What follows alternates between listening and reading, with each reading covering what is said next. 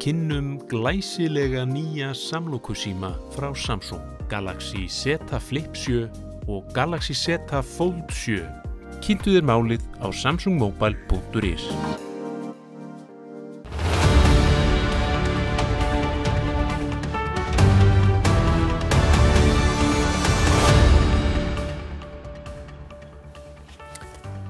Komið sæl og blessuð, velkomin í Spursmál, föstudaginn 19. september. Það margt gengið á í pólitíkinni og á alþjóðasviðinu þessa ágætu viku og við munum fara yfir sitt lítið af hverju en þó auðvitað ekki allt, ekki lengri þætti en þessum. Ég ætla að fá hingað til mín rétt á eftir mjög öflugar þingkonur úr sitthvoru horni stjórnmálanna, Örnu Láru Jónsdóttur frá Samfylkingu og Sigríði Á Andersen frá Miðflokki. Það ætla að ræða fjárlagafrumvarpið sem stórt í sniðum. Yfir 1600 milljarða útgjöld áætluð á ríkissjóði á næsta ári. Það margt að fara yfir þar og ég hlakka til líflegrar umræðu með þeim. En í vikunni hefur líka mikið verið rætt möguleikann á því að Íslendingar hefji olíuvinnslu á Drekasvæðinu austan frá Íslandi. Þetta svæði sem hefur lengi verið í umræðunni og þar telja menn að liggi gríðarlegt magn af olíu í vinnanlegu magni. Við ætlum að ræða hér við tvo sérfræðingar sem hafa lengi kafað ofan í þessi mál, Heiðar Guðjónsson og Hauk Óskarsson, og þeir ætla að útskýra fyrir okkur hvernig þeir sjá það fyrir sér að þetta verði gert.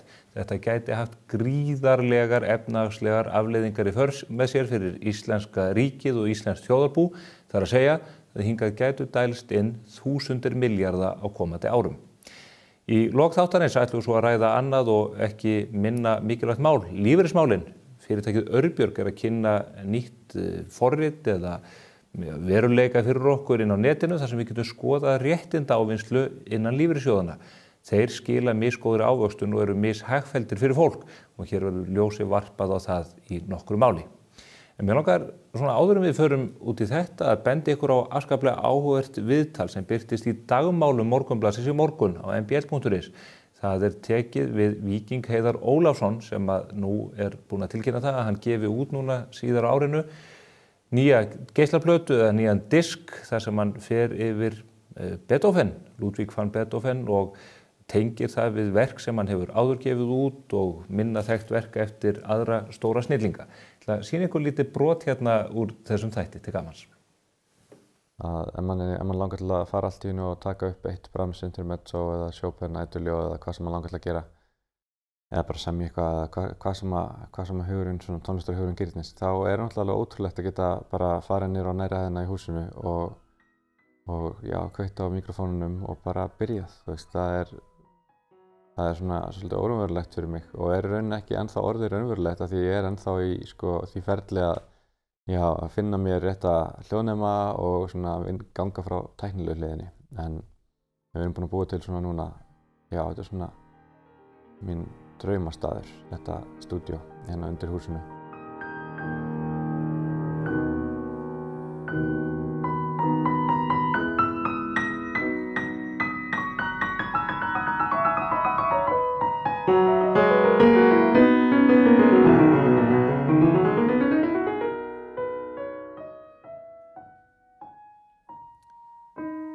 Afskaplega áhugavert viðtal sem ég hvet ykkur til þess að horfa á auðvitað í allir þeirri öflugu menningarumfjöllun sem Morgunblaðið stendur fyrir.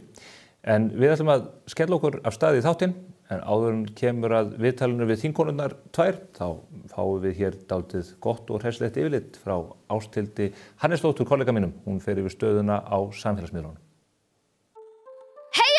Þá þingið komið á fullt og oh my gosh hvað það geggjað. Nú höfum maður skiptum áhorfsefni í imbakassanum og svissað út hámhorfi á Kardashian fjölskylduna yfir í að fara að spekka alþingisrásina allan liðlangan daginn. Besta sjónvarpsefni allra tíma ef þú spyrir mig. Maður fær náttúrulega bara allt fyrir peningin og bara svo miklu meira til. Því að þetta náttúrulega fríkeipis. Þetta fríkeipis sjónvarp, halló! Maður bara getur ekki eins og tekið örstutta pissupásu á þess að missa bestu sápu momentónum á alþingisrásinni. Úff og æ, sumir eru einmitt sagðir hafa akkurat verið uppteknir við að tefla við páan þegar þetta augnablik átti sér stað í þinginu í vikunni. Ef augnablik mætti nú kalla. Þetta leið náttúrulega bara eins og heil mannsævi fyrir Hildi og okkur hinn reynda líka. Sorry, töfina Hildur, klósepappirinn var búinn, rúllan kláraðist bara svo hratt. Ég meina hverjum dettur í huga að hafa tveggjalaga sandpappísrúllur á salernum Alþingis. Já, maður spyrir sig. Jón Gnarr í það minnsta með vaði fyrir neðan sig. Á ferð sinni til Færeyja á dögunum komst hann í kynni við fyrirbæri sem ekki alveg jafn framandi fyrir frændur okkar Færeyinga eins og það fyrir okkur Íslendingana, en það tippavettlingur. Færeyskir tippavettlingar hafa sko ótakmarkað notagildi. Til dæmis veita þeir björg og skjól fyrir æxlunarfæri karla þegar að kalt í veðri og svo geta þeir líka gert sitt gagn ef þvagblaðran fer að láta á sig kræla á óheppilegum tímum í þingsal. Sjálfur kongur Íslands klikkaði sko ekki á sjálfunum í vikunni og tók nokkra slíkar í selskap með Fríðu föruneyti sem var með honum í Hrútafirði að spjalla við sveitunga UMFI. Eintóm veisla. En sko, já, Pavel skrifaði líka færslu á Facebook á dögunum þar sem hann upplýsti okkur hegðun þessara blaðurtrúðaðalla í minnihlutanum. Þeim hefur strax tekist að slá met í blaðri og þvaðri einhvern bandorm. Kræst! Því líka geðveikin. Það alls konar að gerast þarna á þingi. Hitt á þingi, Þessi bandormur, tengist hann kannski eitthvað þessu handabandi hjá Ölmu Mö og Guðmundi Inga? Nei, bara pæling. 4 anga handabandormur. Það gæti nú alveg verið einhver sjáardýrategund. Talandi sjóinn, Togga Gunn var stödd á Grænlandi á dögunum þar sem hún sigldi höfund blá innan brjálæðislega fallega jökladýrð. Og svo pósaði hún líka með obbu fyrir framan einhvern megaskeri herbúnað. Litlu skriðdrekarnir þessar tvær. Maður veit náttúrulega aldrei hvað þær eru að bauka. Þær hafa svo sannarlega breytt leiknum, á því lengur engin vafi. Þær setja sko sínar eigin reglur en eðli málsins samkvæmt þá geta reglurnar sko alveg tekið breytingum eftir hvort veiðimann eða skítakall sé að ræða. Já, í vikunni breyttist Alþingi Íslendinga nefnilega í eins konar spilavíti þegar það var tekið upp á því að bjóða almenningi upp á bingospjöld til útprentunar og útbúnir voru spilastokkar í bílförmum sem að sko allar kjörnar þingkonur Íslands sögunar fengu að prýða. Kvennaárið mikla, það sko loksins farið að gefa þegar það eiginlega alveg að fara að enda. Kortir jól og svona, ekki seinna vatna. En það væri nú ekkert verra að eiga eitt svona stokk hér í hádegismó. Við grípum alveg reglulega í handspil og höldum búrkumót og svona í ákveðnu tíðarfari. Þýska stálið þusaði eitthvað alls konar á miðlunum í vikunni en það eina sem það skildi eftir sig var það að það þarf að klóna þennan mann ekki seinna en right now. Hann bæði tekur til og býður á barinn. Hafið þið heyrt annað en Scotch Made of Heaven dæmi eða? Ég ætla að fá 2 svona takk. Elsku Þórdís Kolbrún auglýsti eftir kissunni sinni, Ronju litlu, sem nú týnd. Við finnum til samfélagslegrar ábyrgðar hér og biðlum til allra að hafa augun opin. Krossum putta og tær fyrir áhyggjufulla kissumömmu. Ása Berglind ekkert að tvína við hlutina og ákvað að opna heimasíðu sér og rantinu sínu til heiðurs. Maður verður nú að vera með almennilega heimasíðu undir allt misgóða mjálmið. Tjekkið allavega á Ásu. Miðflokkurinn stimplaði sig inn á þingi anda Game of Thrones í vikunni og ég eiginlega bara enn að reyna að átta mig á því hvort þetta sé geggjakúl innkoma eða alveg ógeðslega hallarisleg. Togast eiginlega í báðar áttir. Polariseringen, hún bara elti mann á röndum. Í hvað fótinn á maður eiginlega að stíga? Miðflokkurinn mun allavega ekki hlýða. Snúli Másson gerði öllum það ljóst í vikunni að loftslagsváin hreyfir ekkert við honum, bara alveg 0. Við bara dílum við hana jafn léttilega að drekka vatn. Alveg þangað til að verður ekkert vatn og ekkert rafmagn og ekkert nema þessir helvítis útlendingar alltaf. Guðmundur Ari fór til Oslo og samt þingvinum sínum til að tala menntamál og umhverfi barna á Norðurlöndunum. Tala minna, gera meira Gummi minn, en það var nú gott að nafniðinn Guðmundur I am a very good morning Ingi var fjarri góðu gamni. Jenny G var eitthvað ryðgaður á stúrinni í vikunni þegar hann deildi þessari mynd og bablaði eitthvað brýr og bla bla bla bla bla. Hvað eiginlega málið með allar þessar grænu doppur? Vonandi hann ekki að fara að breyta Íslandi í Grænlandi eða eitthvað. Goss! Nei, ég meina, þá fyrir Trump kannski að reyna að taka yfir okkur líka og eitthvað. Æ, sorry, maður bara fastur í einhverjum smá svona hamfaragýr. Sálfræðingurinn minn, hann að vinna í þessu. Eins og sést á herdúinu var JP orkumáladúti í massa stuði á umhverfisþingi. Ekkert eðlilega flottur. Hanna Katta fór í heimsókn til Japans og myndi okkur leið á að fara að byrja að hamstra dósamat og kannski fara að taka fyrstu skóflustunguna að neðanjarðar byrgjónum okkar. Takk elsku Hanna Katta. Þetta var mjög pen ábending. Svona á að gera þetta. Sveitarstjórnarkosningarnar nálgast óðfluga, ekki nema 8 mánuðir í veisluna og þá nú ekki seinna vænna en að fara að hleypa rassasleikingunum af stokkunum. Liðið í borginni, það allavega að fara að setja sig í atkvæðisdaðurskýrin og já, það er orð. Þórdís Lóa gaf það út á dögunum að hún ætlar ekki að gefa kost á sér aftur. Hún bara nennir ekki þessum rassasleikingum sem fylgja því að vera í kosningabaráttu og mikið skilja hana vel. En Hildur Björns, hún hefur aldrei verið meira on fire og er löngu komin með nokkur pottþétt atkvæði. Og Sanna líka, Sanna Magdalena, en hún reyndar ráfandi eins og eitthvað munaðalaust barn þessa dagana í leit að fósturfjölskyldu. Getur ekki eitthvað opnað fyrir henni? En er eitthvað meira viðeigandi en að enda kalda og haustlega viku á gula jakkanum hennar Ingu, sem að mun mögulega veita okkur gleði og sumaril aðeins lengur inn í haustið? Ég held ekki. Góða helgi! Nú fylgir glæsilegur kaupauki með nýjum samlokusímum frá Samsung. Kynntu þér málið á samsungmobile.is.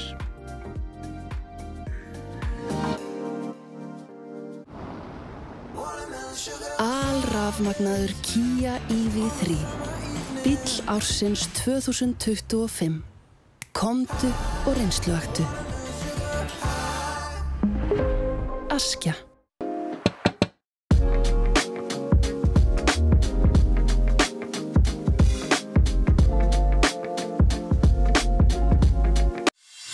Góð hljóðvist gríðarlega mikilvæg þegar kemur að velja á vinnustað. Hjá A4 bjóðum við upp á fjölbreyttar og vandaðar lausnir fyrir hvaða rými sem Hafðu samband eða kíktu í heimsókn og kynntu þér hljóðvistar lausnirnar sem henta þínum vinnustað.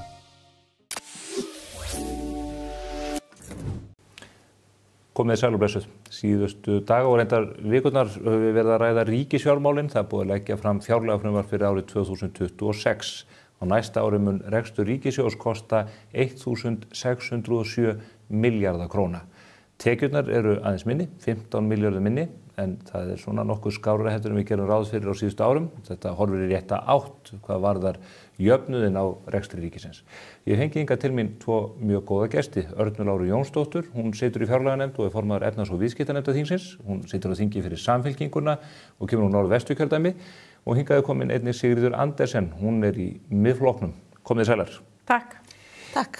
Þú situr ekki í fjárlaganefndinni, en þú hefur verið að tjá þig mikið fjárlögin í þinginu. Já, það er kannski gamall vanni. Ég satt alltaf í efnahags- og viðskiptanefnd. En sitt núna og satt í allar með þingferil, hefur bara sittið í efnahags- og viðskiptanefnd utan þann tíma þegar ég var formaður utanríkismálanefndar. En sitt núna í velferðarnefnd, þannig ég fæ svona aðeins annað sjónarhorn á útgjöldin. Þar inni eru þetta málaflokkar, þessi þingstu málaflokkar þegar kemur á ríkisfjármálunum. Þannig að það hefur bara verið ánægilegt og fróðlegt að sitja þar. Fjárlögin og fjárlagavinnan auðvitað hríslast öll störf þingsins. Þetta snertir á öllum málaflokkum og hvernig þingið er ástafur og forgangsraðar. Ég sé Arna að þú ert hér með fjárlagafrumvarpið útprentað. Heldur betur. Þetta er engin smá bók. Já, þetta er bara ákveðin verðmæti. Þetta er ekki fyrir alla, það liggur við. Bara fólk þurfti alveg að draga þetta út með töngum og þetta er bara hluti útprentað. Þetta er bara hluti af lestinni. Og þetta er nýtt rit fyrir mér. Ég er að handleika til fyrsta skipti svona sem þingmaður.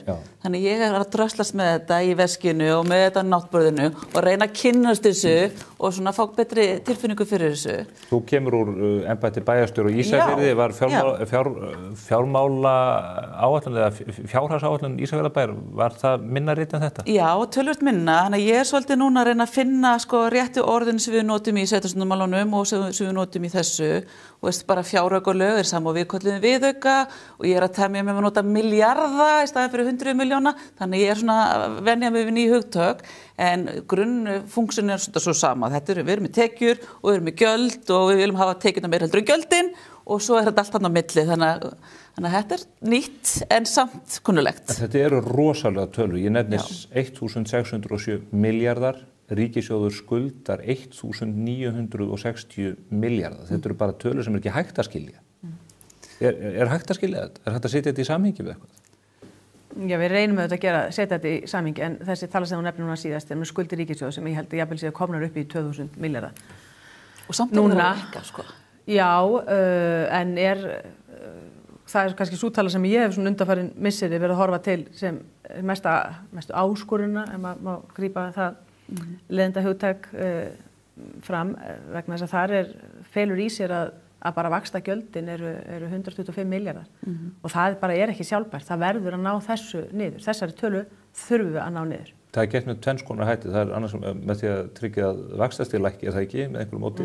En svo er það bara gert með því að borga niður skuldir. Með því að borga niður skuldir, já. En við erum ekki að borga niður skuldir á næsta ári. Það er líka, þarf að endurfjármagna lán og svona sem að ríkissjóður þarf að gera það reglulega og þá þarf að horfa í það að í sumum tilfellum er ríkið kannski að fá verri vaxtakjör á endurfjármögnun lána Þannig að þetta stóra verkefni myndi ég nú segja. Já, ég meina að þetta risastór áskorun að við erum að borga eins og Sigga nefnir þetta réttilega 125 milljarða í vaxtagjöld.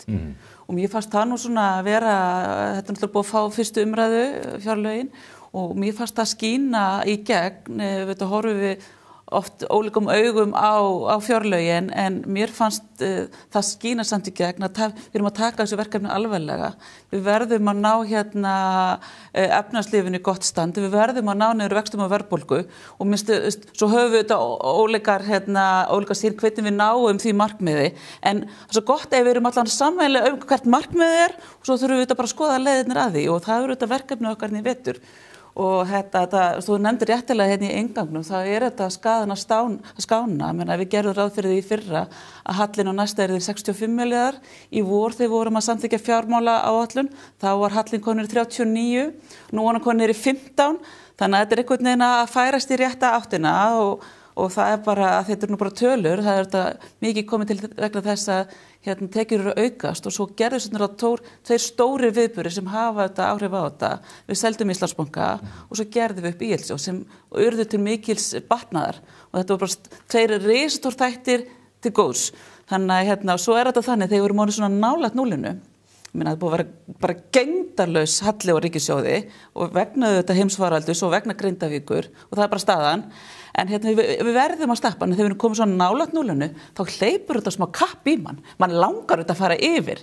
En svo þetta þannig að við lifum þetta ekki í Excel-skjali og það verður þetta verkefnið okkar núna í vetur og við erum að reyna að reka samfélag. En við getum kannski ekki alveg gengið allt og nálægt kerfunum okkar að því við erum búum í samfélagi. Þannig að það verður þetta svolítið verkefnið okkar núna í fjárlaganefnd. Ég segi bara ef einhver með hugmyndir hvað við getum gert betur til að, ég bara myndi alveg vilja komast yfir nullið, ég get alveg sagt við það í reynskilni og ég bara tek við öllum góðum hugmyndum í þeim efnum. Ég með margar, ég skal... Já, ég veit að þú ert með margar. Má ég samt að kippa niður á jörðina? Ég var hans að kippa niður á jörðina því að menn horfa á svo tölur. Já, menn horfa á svo tölur og staðan sé betri með bjöggust við og núna setja komin inn í 15 milljarða. Þetta í frumvarpinu, 15 milljarða frumvarpinu. Þetta núna eftir að fara í hakkavélina í þinginu og þar hefur reyndar verið svo að það hefur verið gefið í útgjöldunum. Já. Það er hefðin. Já, það hefðin. Þannig að við skulum spila leikslokum að þessu leyti. Og 15 milljarða þetta ekki heldur neitt ég að koma nýja þessu og stundum er bara gott þegar maður kemur nýra og maður bara velti fyrir sér vinnubröðunum og það bara til dæmis 2 mál sem mér finnst þetta allan að vera umhugsanir fyrir okkur sem við erum að koma með fersk auga að þessu. Það var til dæmis núna verið að lækka framlög til sóknaráætlana og þá bara hvernig gert ráð fyrir því að fjárlaganefnd lagi það. Fjárlaganefnd hefur bara alltaf lagað það. Sóknar áætlanir, þú þurfa að útskýra. Já, það sóknar áætlanir landshlutanna, ég að tala eins og allir viti hvað það er. Þannig að bara eitt verkefni hjá innviðaráðuneytinu og öðrum ráðuneytum til að, sem eru bara sóknar áætlanir landslutar sem bara koma bara stórum byggðaþróunarverkefnum og til að styðja við menningarlíf á landsbyggðinni. Frábært verkefni. Það verið að skera niður. Það verið að skera niður og svo bara sagt, já, en fjárlaganefnd hefur alltaf lagað. Ætlar þú að gera það? Ég meina að mér finnst þetta frábært verkefni en það við þurfum að skoða það í stóra verkefni og ég vil laga það en mér finnst bara þessi viðhorf En það eru 63 þingmenn. Já, en menna... Verða það ekki 120 verkefni sem að menn vilja laga? Já, menna það farið að rigna yfir okkur alls konar beiðnir núna því þetta eru aðhaldsöm fjárlög og menna það verið að þú eru aðhaldsöm og þau munu snerta einhverja. Það ekki allir að fá það sem þeir vilja og þannig að... En eru þau, nú spyr ég bara hvort þessu aðhaldsöm, við fjölluðum ítalum þetta þegar frumvarpið kom út og það var gert opinbert og hér liggur til þess fyrir bara í örlítilli samantekt sem að ráðuneytið reyndar birti að þegar kemur að fjármagnskostnaði ábyrgðum og lífeyrisskuldbindingum þá eykst kostnaðurinn 14,2% milli ára. Í sjúkrahúsþjónustunni eykst það 10,3%. Varðandi örorku og málefni fatlaðra 17,9% milli ára. 4,9% í málefnum aldraðra og 5,9% í heilbrigðisþjónustu utan sjúkrahúsa. Já, þetta áherslu atriði ríkisstjórnar. Það þessi áhersla á öryggi og hún birtist þarna, áhersla á öryggi og innviði og þess vegna líka verið að bæta í samgöngumálin, ekki vanþörf á. Já, sko, það er þetta nefna hluti sem ég tiltók ekki, það er svo öryggi og samgöngumál, þetta eru aðrir þættir, og þetta eru stóru liðirnir. Þetta eru stóru liðirnir og það líka spyrjum á sig, hvað er það sem hver er drifkraftur þess? Er það fólksfjölgun, að því okkur er bara hreinlega að fjölga, eða er eitthvað annað að gerast í kerfunum og það held ég þessi verkefni okkar fjárlögum, það kafa svolítið ofan í það, hvað er að gerast, hvað er að drífa upp þennan kostnað, en það geta bara þetta verið bara góður rök á bakvið, bara okkur er bara að fjölga eða eitthvað hefur gerst, að því við erum ekki að sinna einhverjum öðrum þáttum þá kostnaðurinn hér og þetta er eitthvað svona sem við þurfum að nota næstu mánuðin, að kafa okkur svolítið ofan í, fá betri svona, já, bara góðan grunn fyrir þessar ákvarðanir. En fjárlaganefndin, hún fær frumvarpið kynnt bara á sama tíma og aðrir í þinginu, er það ekki? Við fengum nú nokkra klukkutíma forskot. Nokkra klukkutíma, en liggur það fyrir vinna, sitjið þið sveitt og búin að bretta upp ermar við að leita leiða til þess að hagræða hnika til gjaldaliðum og slíku? Við erum náttúrulega ekki komin þangað, þetta er bara, það er búið að vera 2 fundir núna í fjárlaganefnd sem við erum bara að fara í gegnum kynninguna og núna förum við að taka á móti öllum ráðunautunum, þannig við förum meira á dýptina í hverju málaflokki fyrir sig og þá fáum við þetta meiri skilning á því hvað er að gerast inn í ráðunautunum. Þannig að þetta er náttúrulega bara að byrja og fjárlögin verða náttúrulega ekki samþykkt fyrir í desember.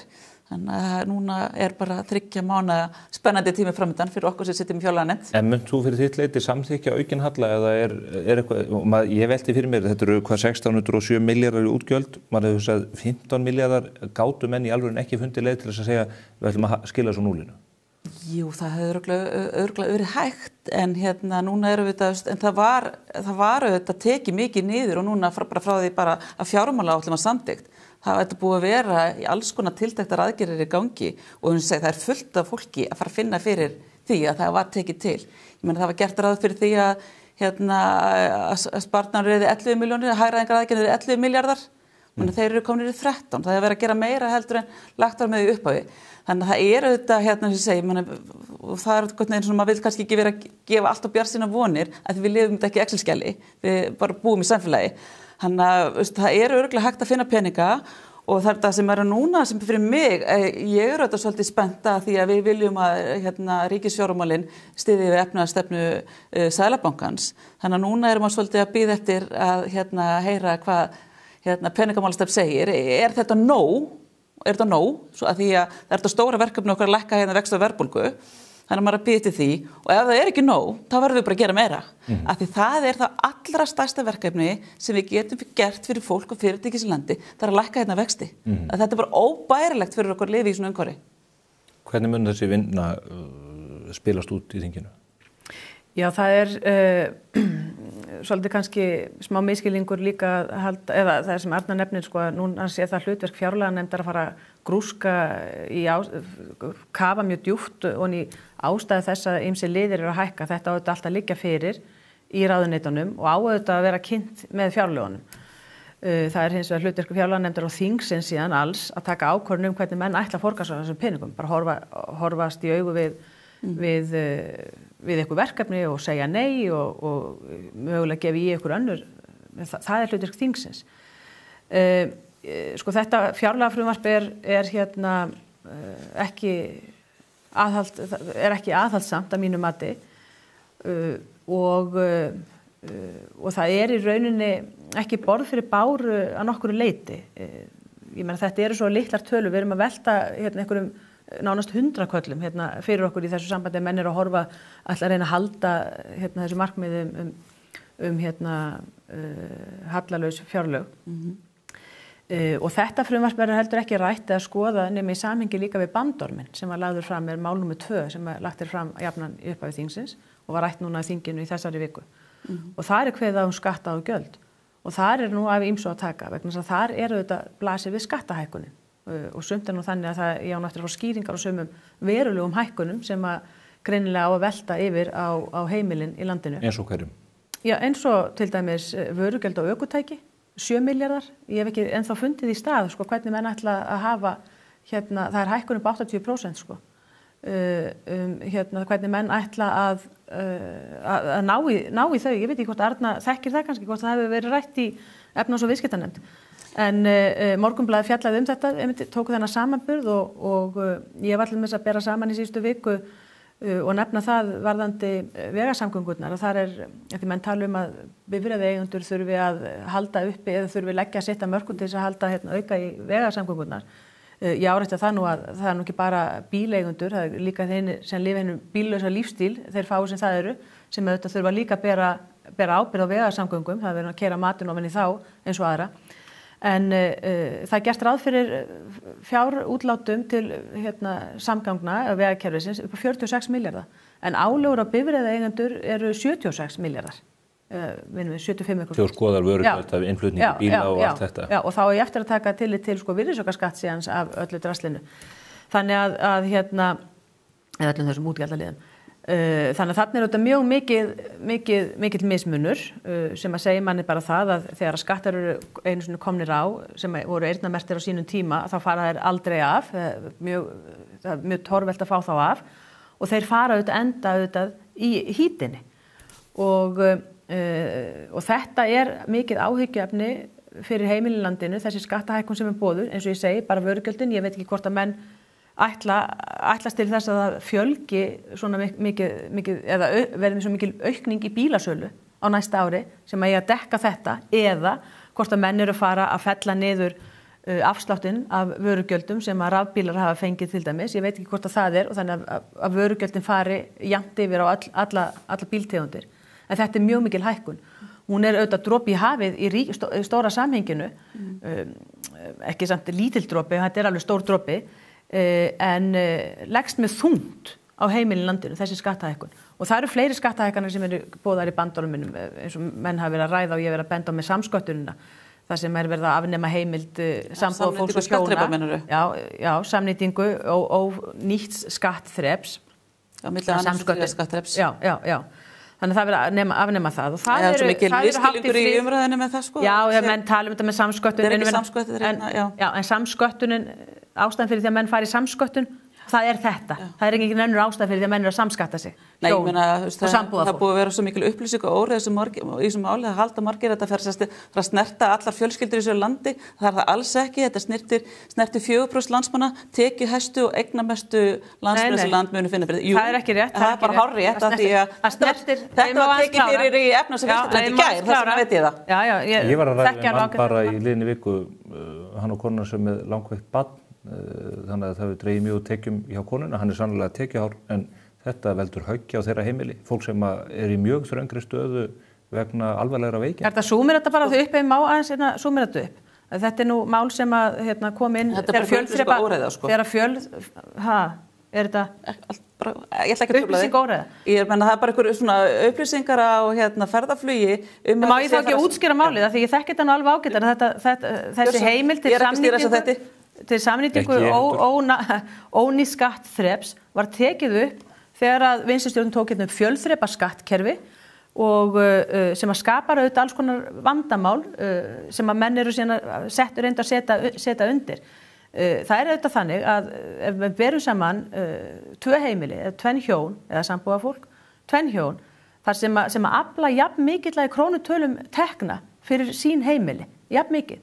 Í öðru tilvikinu hafa hjónin bæði leggja jafn mikið af mörkum inn í heimili eða með svona svipuð laun.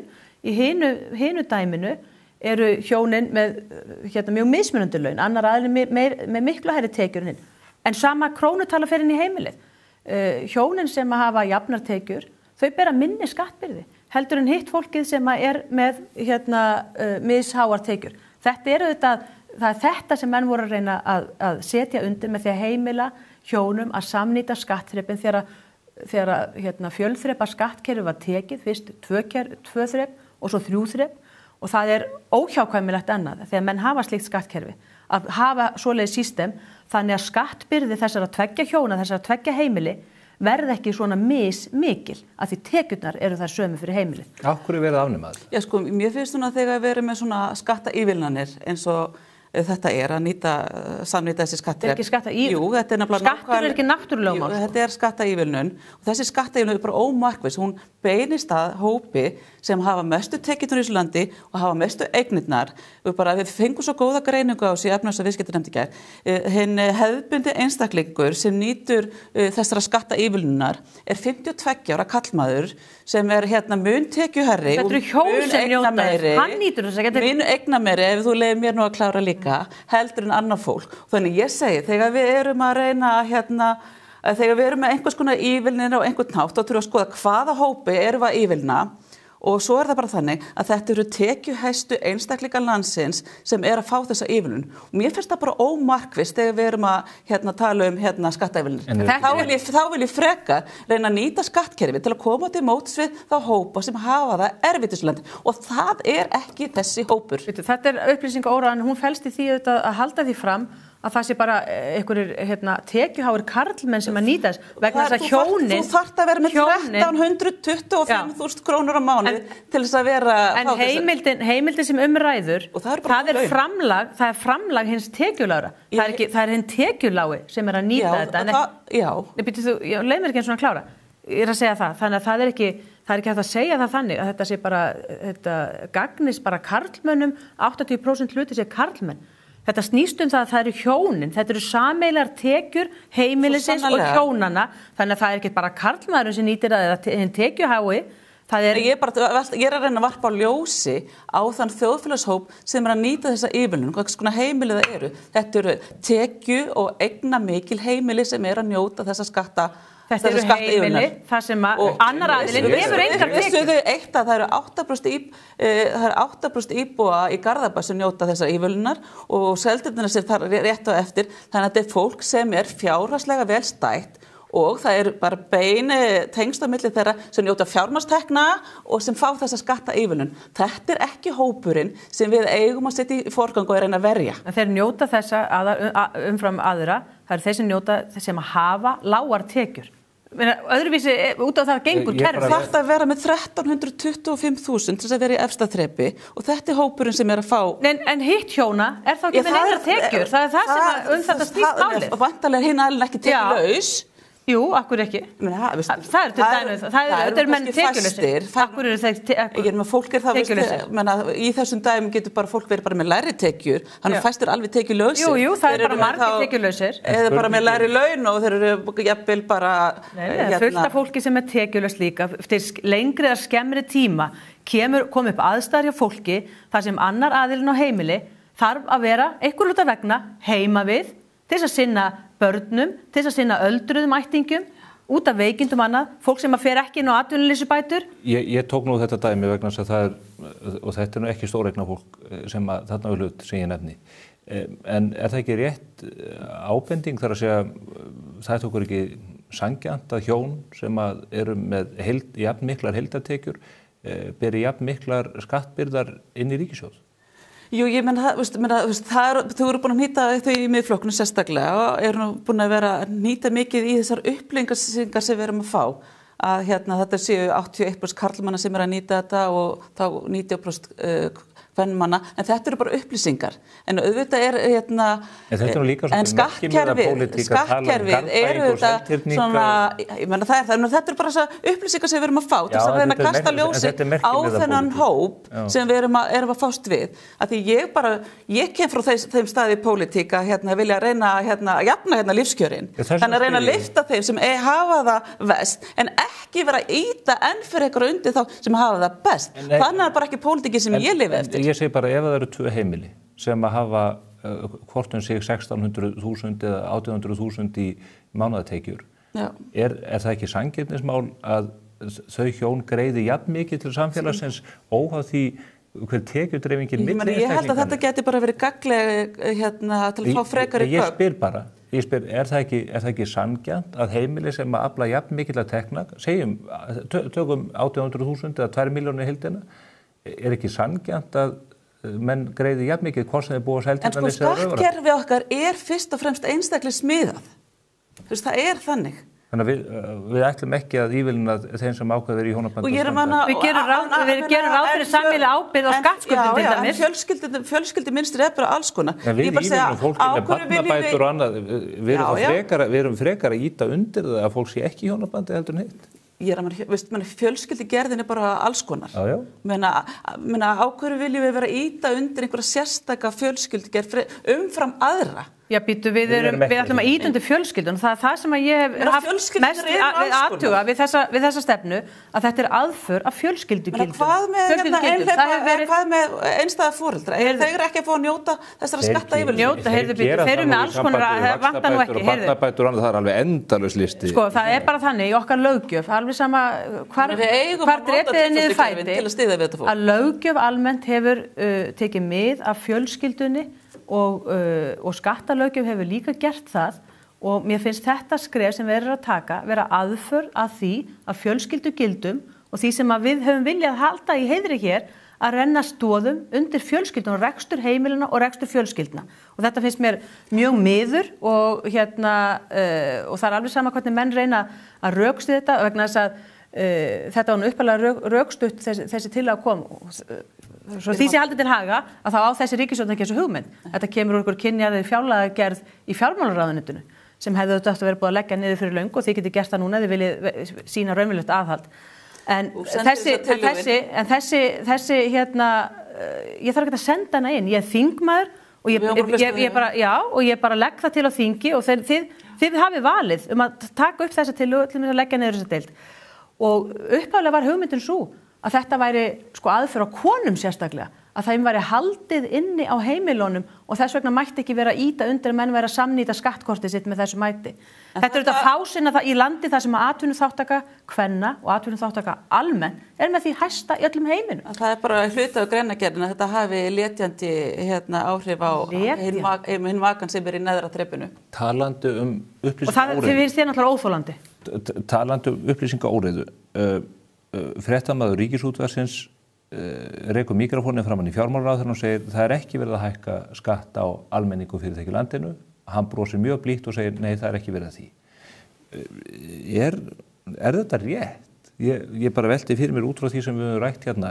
Ekki ljóst að það í einhverju tilvikum, fáum eða mörgum, verið að auka álögur 11 milljarðar á bíleigundur. 11 milljarðar. 7 milljarðarnir eru... Nú var ég að spyrja Örnumáru. Já, ég meina það á svo sannarlega að fara að setja hérna á kílómetragjöld. Nú frumvarp reyndar svo sem ekki komið fram aftur en þetta gerir ráð fyrir það verið lagt fram núna næstu dögum. Það sem við erum bara að fara að breyta kerfið þegar kemur að borga bílum. Bara ekki ljóst þess að sá tekjustopp ríkisins sem við höfum fengið af bílum, hann bara að hrynja. Og það reyndar af góðum ástæðum að það eru fleiri farnir að keyra á rafmagnsbílum, við erum farnir að keyra á sparneytnarbílum, þannig við verðum að skipta kerfi og Miðflokkurinn hefur verið alveg skýrið því að þau eru bara algjörlega á móti þessari kerfisbreytingu en við verðum einhvern veginn að standa vörðumannan tekjustopp að það eitt sem ég finn búandi vestur á Ísafirði og stórnotandi á þjóðvegum þessu lands, við verðum að setja meiri pening í vegakerfið og þetta kerfi sem við erum að tala núna, þetta einhverjum 10 milljarðar núna aukning, það til þess að verja þennan skattstofn. Þannig að við getum farið í það að halda vegunum okkur við að því það ástand sem núna upp í vegakerfinu, það bara ekki bjóðandi fólki og fyrirtækjum. Þannig að við verðum að setja pening í þetta. Ég sammála því en spurningin mín Já, ég nenni ekki að vera í einhverjum hugtaka slagsmálum því hvað hvað. Spurningin bara verið að fjármálaráðherra segir bara það ekki verið að hækka skatta. En hérna blasa við dæmi sem við erum að ræða, það sem verið að auka álögur á fólk. Það verið að taka upp nýtt kerfi, það kemur að innheimta vörugjöld og gjöld af bíleigendum. Álögurnar aukast. Það eru að aukast í þessum málflokki, já. En þá ekki, ég bara velta fyrir mér að því að við erum að kvarta undan upplýsingar og við erum að horfa á... En það eru ekki verið að hækka tekjuskatt á fólk. Þetta bara spurning... Spurningin var ekki tekjuskatt. Ég hef bara áhyggjur af því... Ég var náttúrulega ekki að hlusta á þetta viðtal, þannig ég veit ekki nákvæmlega hvað... Nei, og þetta kom líka fram í kynningunum fjármálaráðherra. Ég bara að velta fyrir mér, erum við ekki komin á einhverja hættulega slóðir þegar menn fullum fetum fullir það ekki sé verið að hækka gjöld á fólk þegar verður að gera það? Núna erum við að tala að því vorum að tala um bandarum og við erum að tala þar krónutölhækkanir, 3,7%. og ef við gerum það ekki, þá erum við að rýra skattstofnun okkar.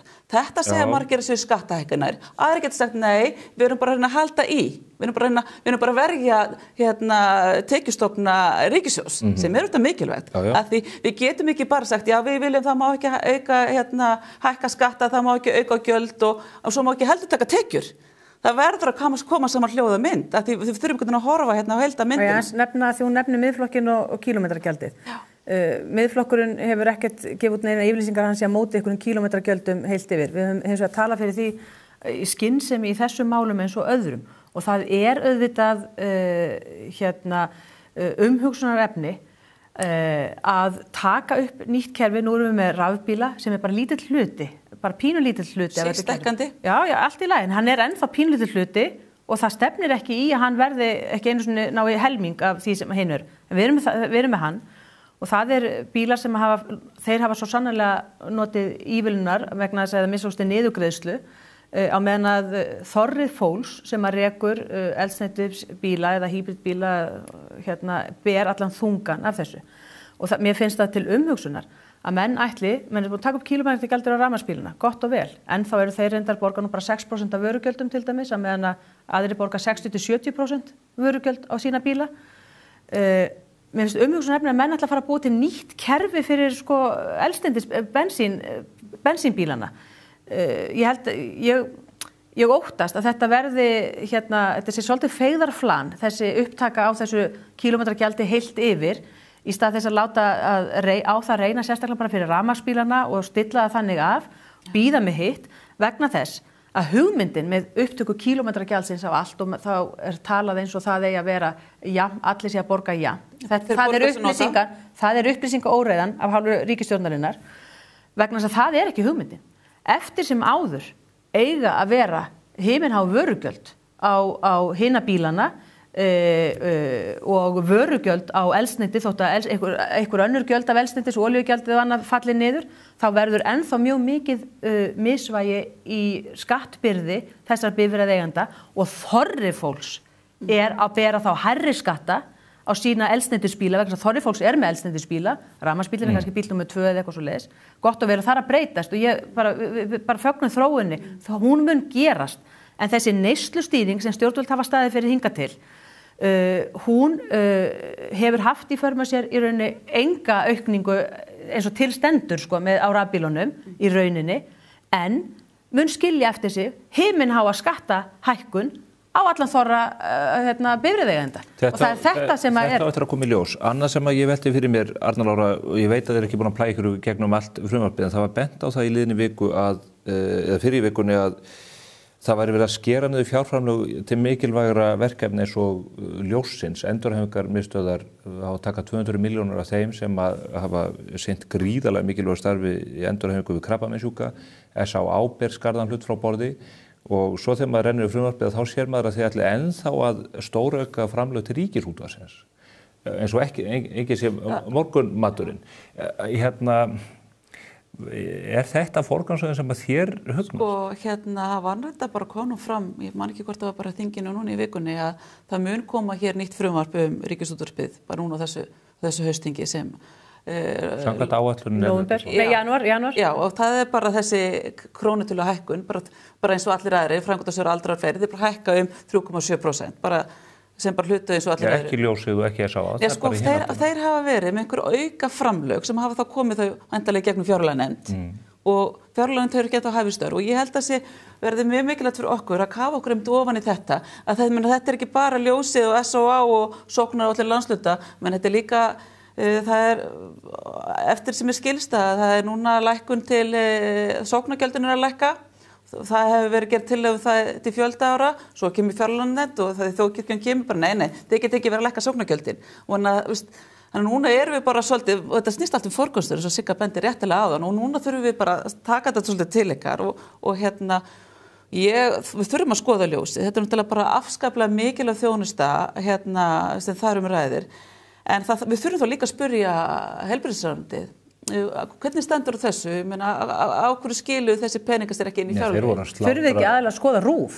Þeir voru að slátra Janus starfsendurhæfingun og þeir eru nú verið að taka þessi enga ég meina það bara, við þurfum bara að spyrja þessara gagnrýnu spurninga og það við ekki vera hrætt við það.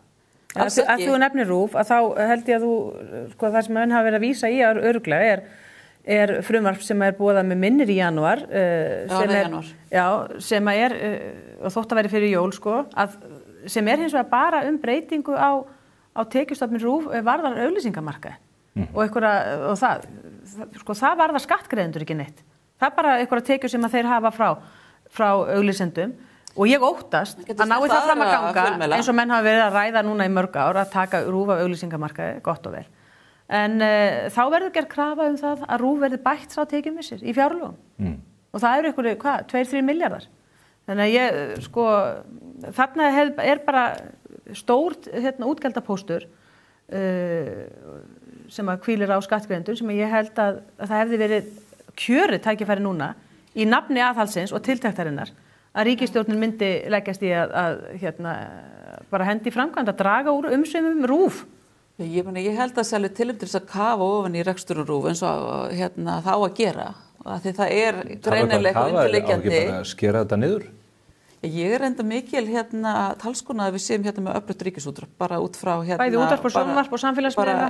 Ég meina, við þurfum ekki að ræða það en bara út frá þessu almanna hlutverki sem ríkisútvarpið er. Jú, við þurfum að ræða þannig einmitt útvarpsstöð, sjónvarpsstöð, 2 sjónvarpsstöðvar, 2 útvarpsstöðvar, TikTok, samfélagsmiðlana, netið. Sá fjölmiðlar bara reyna að halda í við samfélagsþróunina. Ég meina þetta bara umsvif ríkisins á fjölmiðlamarkaði. Þeir eira engu. Hlaðvarpsgerð. Þeir eru að reyna að ná til ólíka hópa. En af hverju er ríkisvaldið að reyna að ná til þessara hópa? Með hlaðvarpsgerð og skemmtiefni á samfélagsmiðlum. Þetta eru algjörlega... Þetta til fólks svo einkamiðlega að gera en ég setti þetta bara í samhengi því að mér brá þegar ég sá þetta með ljósið á sama tíma og menn halda bara áfram að gefa í varðandi þessar stofnun sem að virðist alveg stjórnlaus hvað það varðar. Og þetta vona maður að fjárlaganefndin vinni þessa vinnu og þú lofar því. Já, ég meina, ég er þetta nýr þingmaður og kannski verður starfið fjárlaganefnd allt öðru heldur en ég gerir mér von fyrir en ég bara ber til svendingar að við förum svolítið á dýptina. Þeir sem að fara fyrir fjárlaganefndin eru líka nýju þingmenn. Ég held nefnilega að sé stundum gott, sko, því að við erum búin að, nú síðustu 7 árin, erum við bara búin að vera með ríkisstjórn sem það hefur rosalega lítið gerst. Þetta er bara svona lægsti samnefnarinn þar sem þau gátu komið sér saman og ég er að menna við vorum með flokka sem bara fóru yfir allan skalan þannig að það var alltaf lægsti samnefnarinn sem komst í framkvæmd. Þannig að það sem nú erum við bara að koma með svolítið fersku augu og getum með að við erum ekki orðin samdögn kerfinu og spurt, af hverju erum við að gera þetta svona?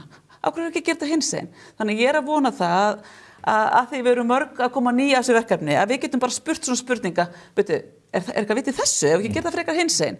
Þannig að ég óttast þetta svolítið. Ég óttast svolítið þetta einmitt að menn ætla að fara mjög í dýptina fjárlaganefnd á þinginu. Mín ráð bara mestu vinsent, ekki fara á dýptina. Þetta er ekki millimetramál sko fyrir fjárlaganefnd. Farðu einmitt í heildarmyndina. Spurðu einmitt bara þarf ríkið að vera svona umfyrsað mikið, svo ég takið bara sem dæmi, umfyrsað mikið á fjölmiðlamarkaði. Það er ekki dýptin, þið hafið engan tími að fara eitthvað dýpt og það er þar sem að slysin gerast þegar menn eru komnir í einhverja krónur og aura. Það er þannig sem að skuldirnar hlaðast inn. Þetta er nú ekki mikið, það kemur Guðmundur hann nú vinna mjög gott starfa í þessu sjálfbælega samtökum og við þurfum að styrkja þann 50 milljónir. Svona er þetta. Kemur til greina að selja hluti í Landsbankanum? Þið sá hversu jákvæð áhrif Íslandsbanki hafði? Nei, við erum ekki spennt. Af hverju ekki? Bara þetta er bara banki sem við viljum að sé eigu landsmanna. Af hverju? Og hann er að skila okkur bara afskaplega góðum tekjum. En af hverju selduðu þá Íslandsbanka? Já, ég var nú svo sem bara alveg með því að selja Íslandsbanka en mér finnst bara gott að við skulum eiga eitt banka þannig að það er ákveðið aðhald að ríkið eitt banka en ég hef ekki verið talskona þess að selja Landsbankann, ekkert frekar en Landsvirkjun. Þetta eru bara góðir tekjustofnar fyrir ríkissjóð. Þeir eru það bara ekki? Jú, þeir eru það bara víst. Þeir eru það bara svo sannarlega. Mikið er gaman að fá báðir fyrir eins og Arna Lára Jónsdóttir og Sigríður Andersen. Þakka ykkur fyrir þetta hressilega og góða spjall. Hlakka til að fá okkur fljótt aftur hingað tíminn. Takk. Takk fyrir mig. Við þurfum að ljúka þessu á þessu tímamóti. Við höfum ekki allan daginn eða alla helgina í þetta spjall og að við hefðum örugglega getað haldið hér lengi áfram. Við ætlum að ræða hér næst við öfluga menn sem hafa hug á því að dæla svörtu gulli upp að hafsbotni austan megin Ísland og mögulega tryggja ríkissjóði Íslands 1000 milljarða í tekjur með því framtaki sínu.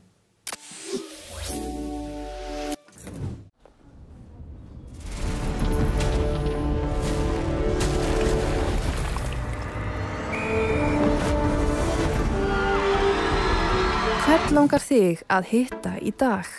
Pennin Eymundsson. Lexus RX.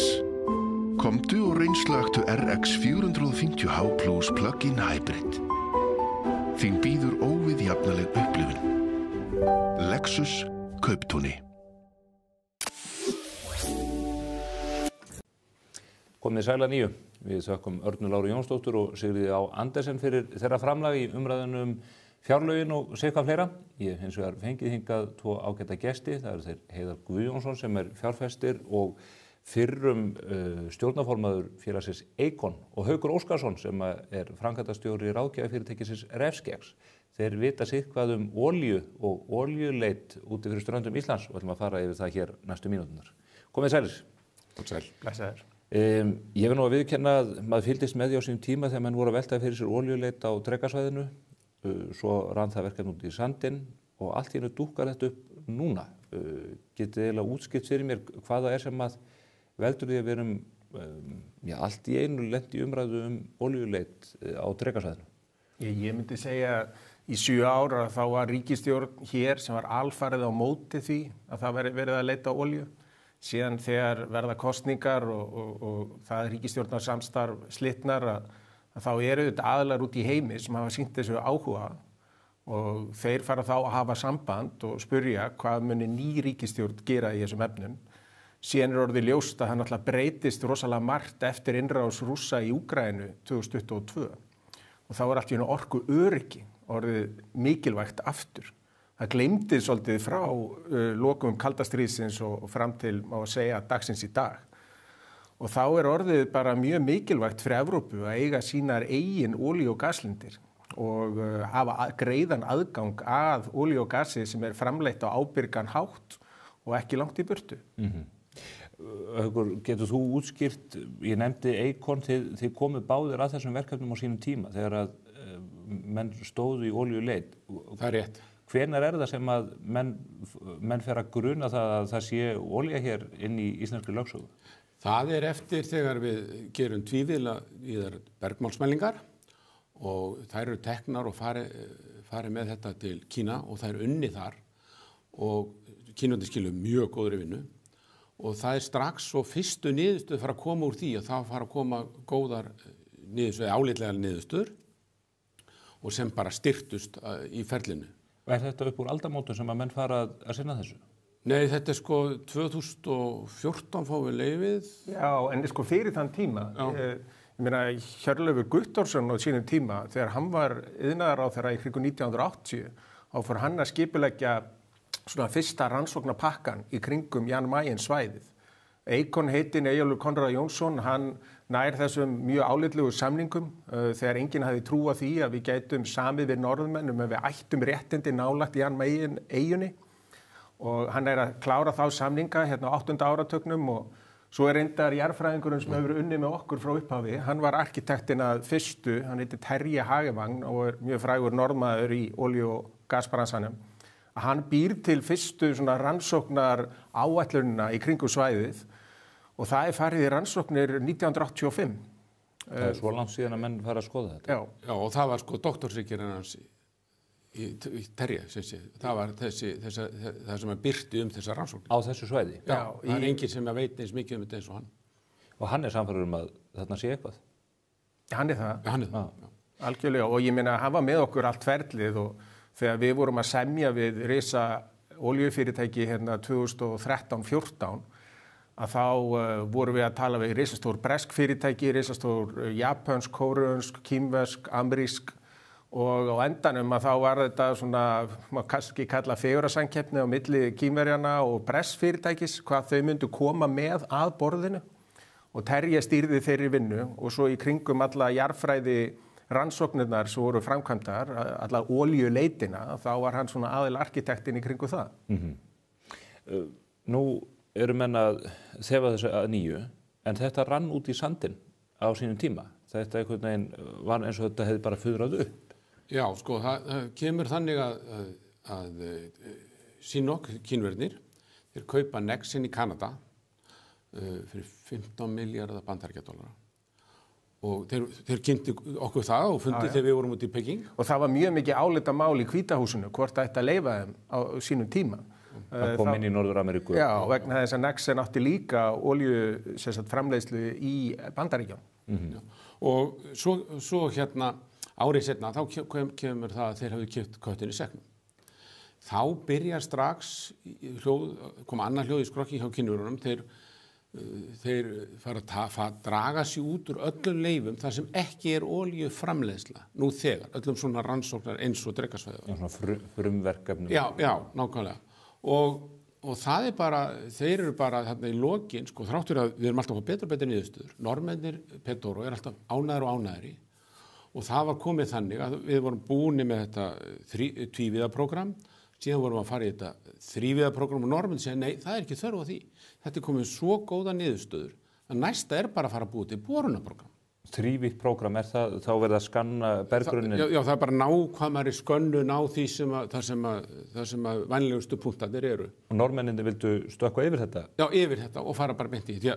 Þrívíða í gamla dag var engin þrívíð, það var bara tvívíð. Og Kínverjarnir sögðu já, það er svo sem alveg rétt, en svo reyna þeir svo bara verða þeir og þeim bara skipa að draga sig út úr því að það þarf að nota peningana annars staðar. En var þessu þá sjálfhætt? Akkur komið þá ekki Bretarnir inn á þessum tíma? Já, það var þannig að Orkustofnun gaf okkur 3 vikur í að finna nýjan samstarfsaðila.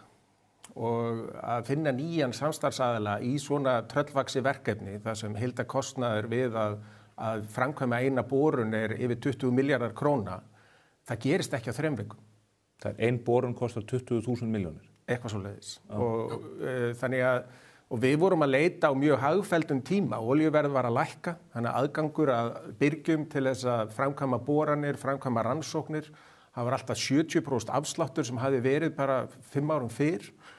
Þannig að þessi verð sem ég er að vitna í 20 milljarðar gæti verið eitthvað hærra í dag, en enga síður, við teljum að það sé vel þess virði að bora. Og eins og þegar við fengum frumniðurstöðurnar úr tvívíðu mælingunum, og þá sagði norska ríkisolíufélagið, þetta voru að fundi í Peking, þetta kallar á kampavín. Við höfum aldrei séð svona stóra lind, svona stóran strúktúr eins og þetta er kallað, sem getur haldið olíu og gasi hjá okkur, hvort sem í Norðursjó eða í Noregshafi.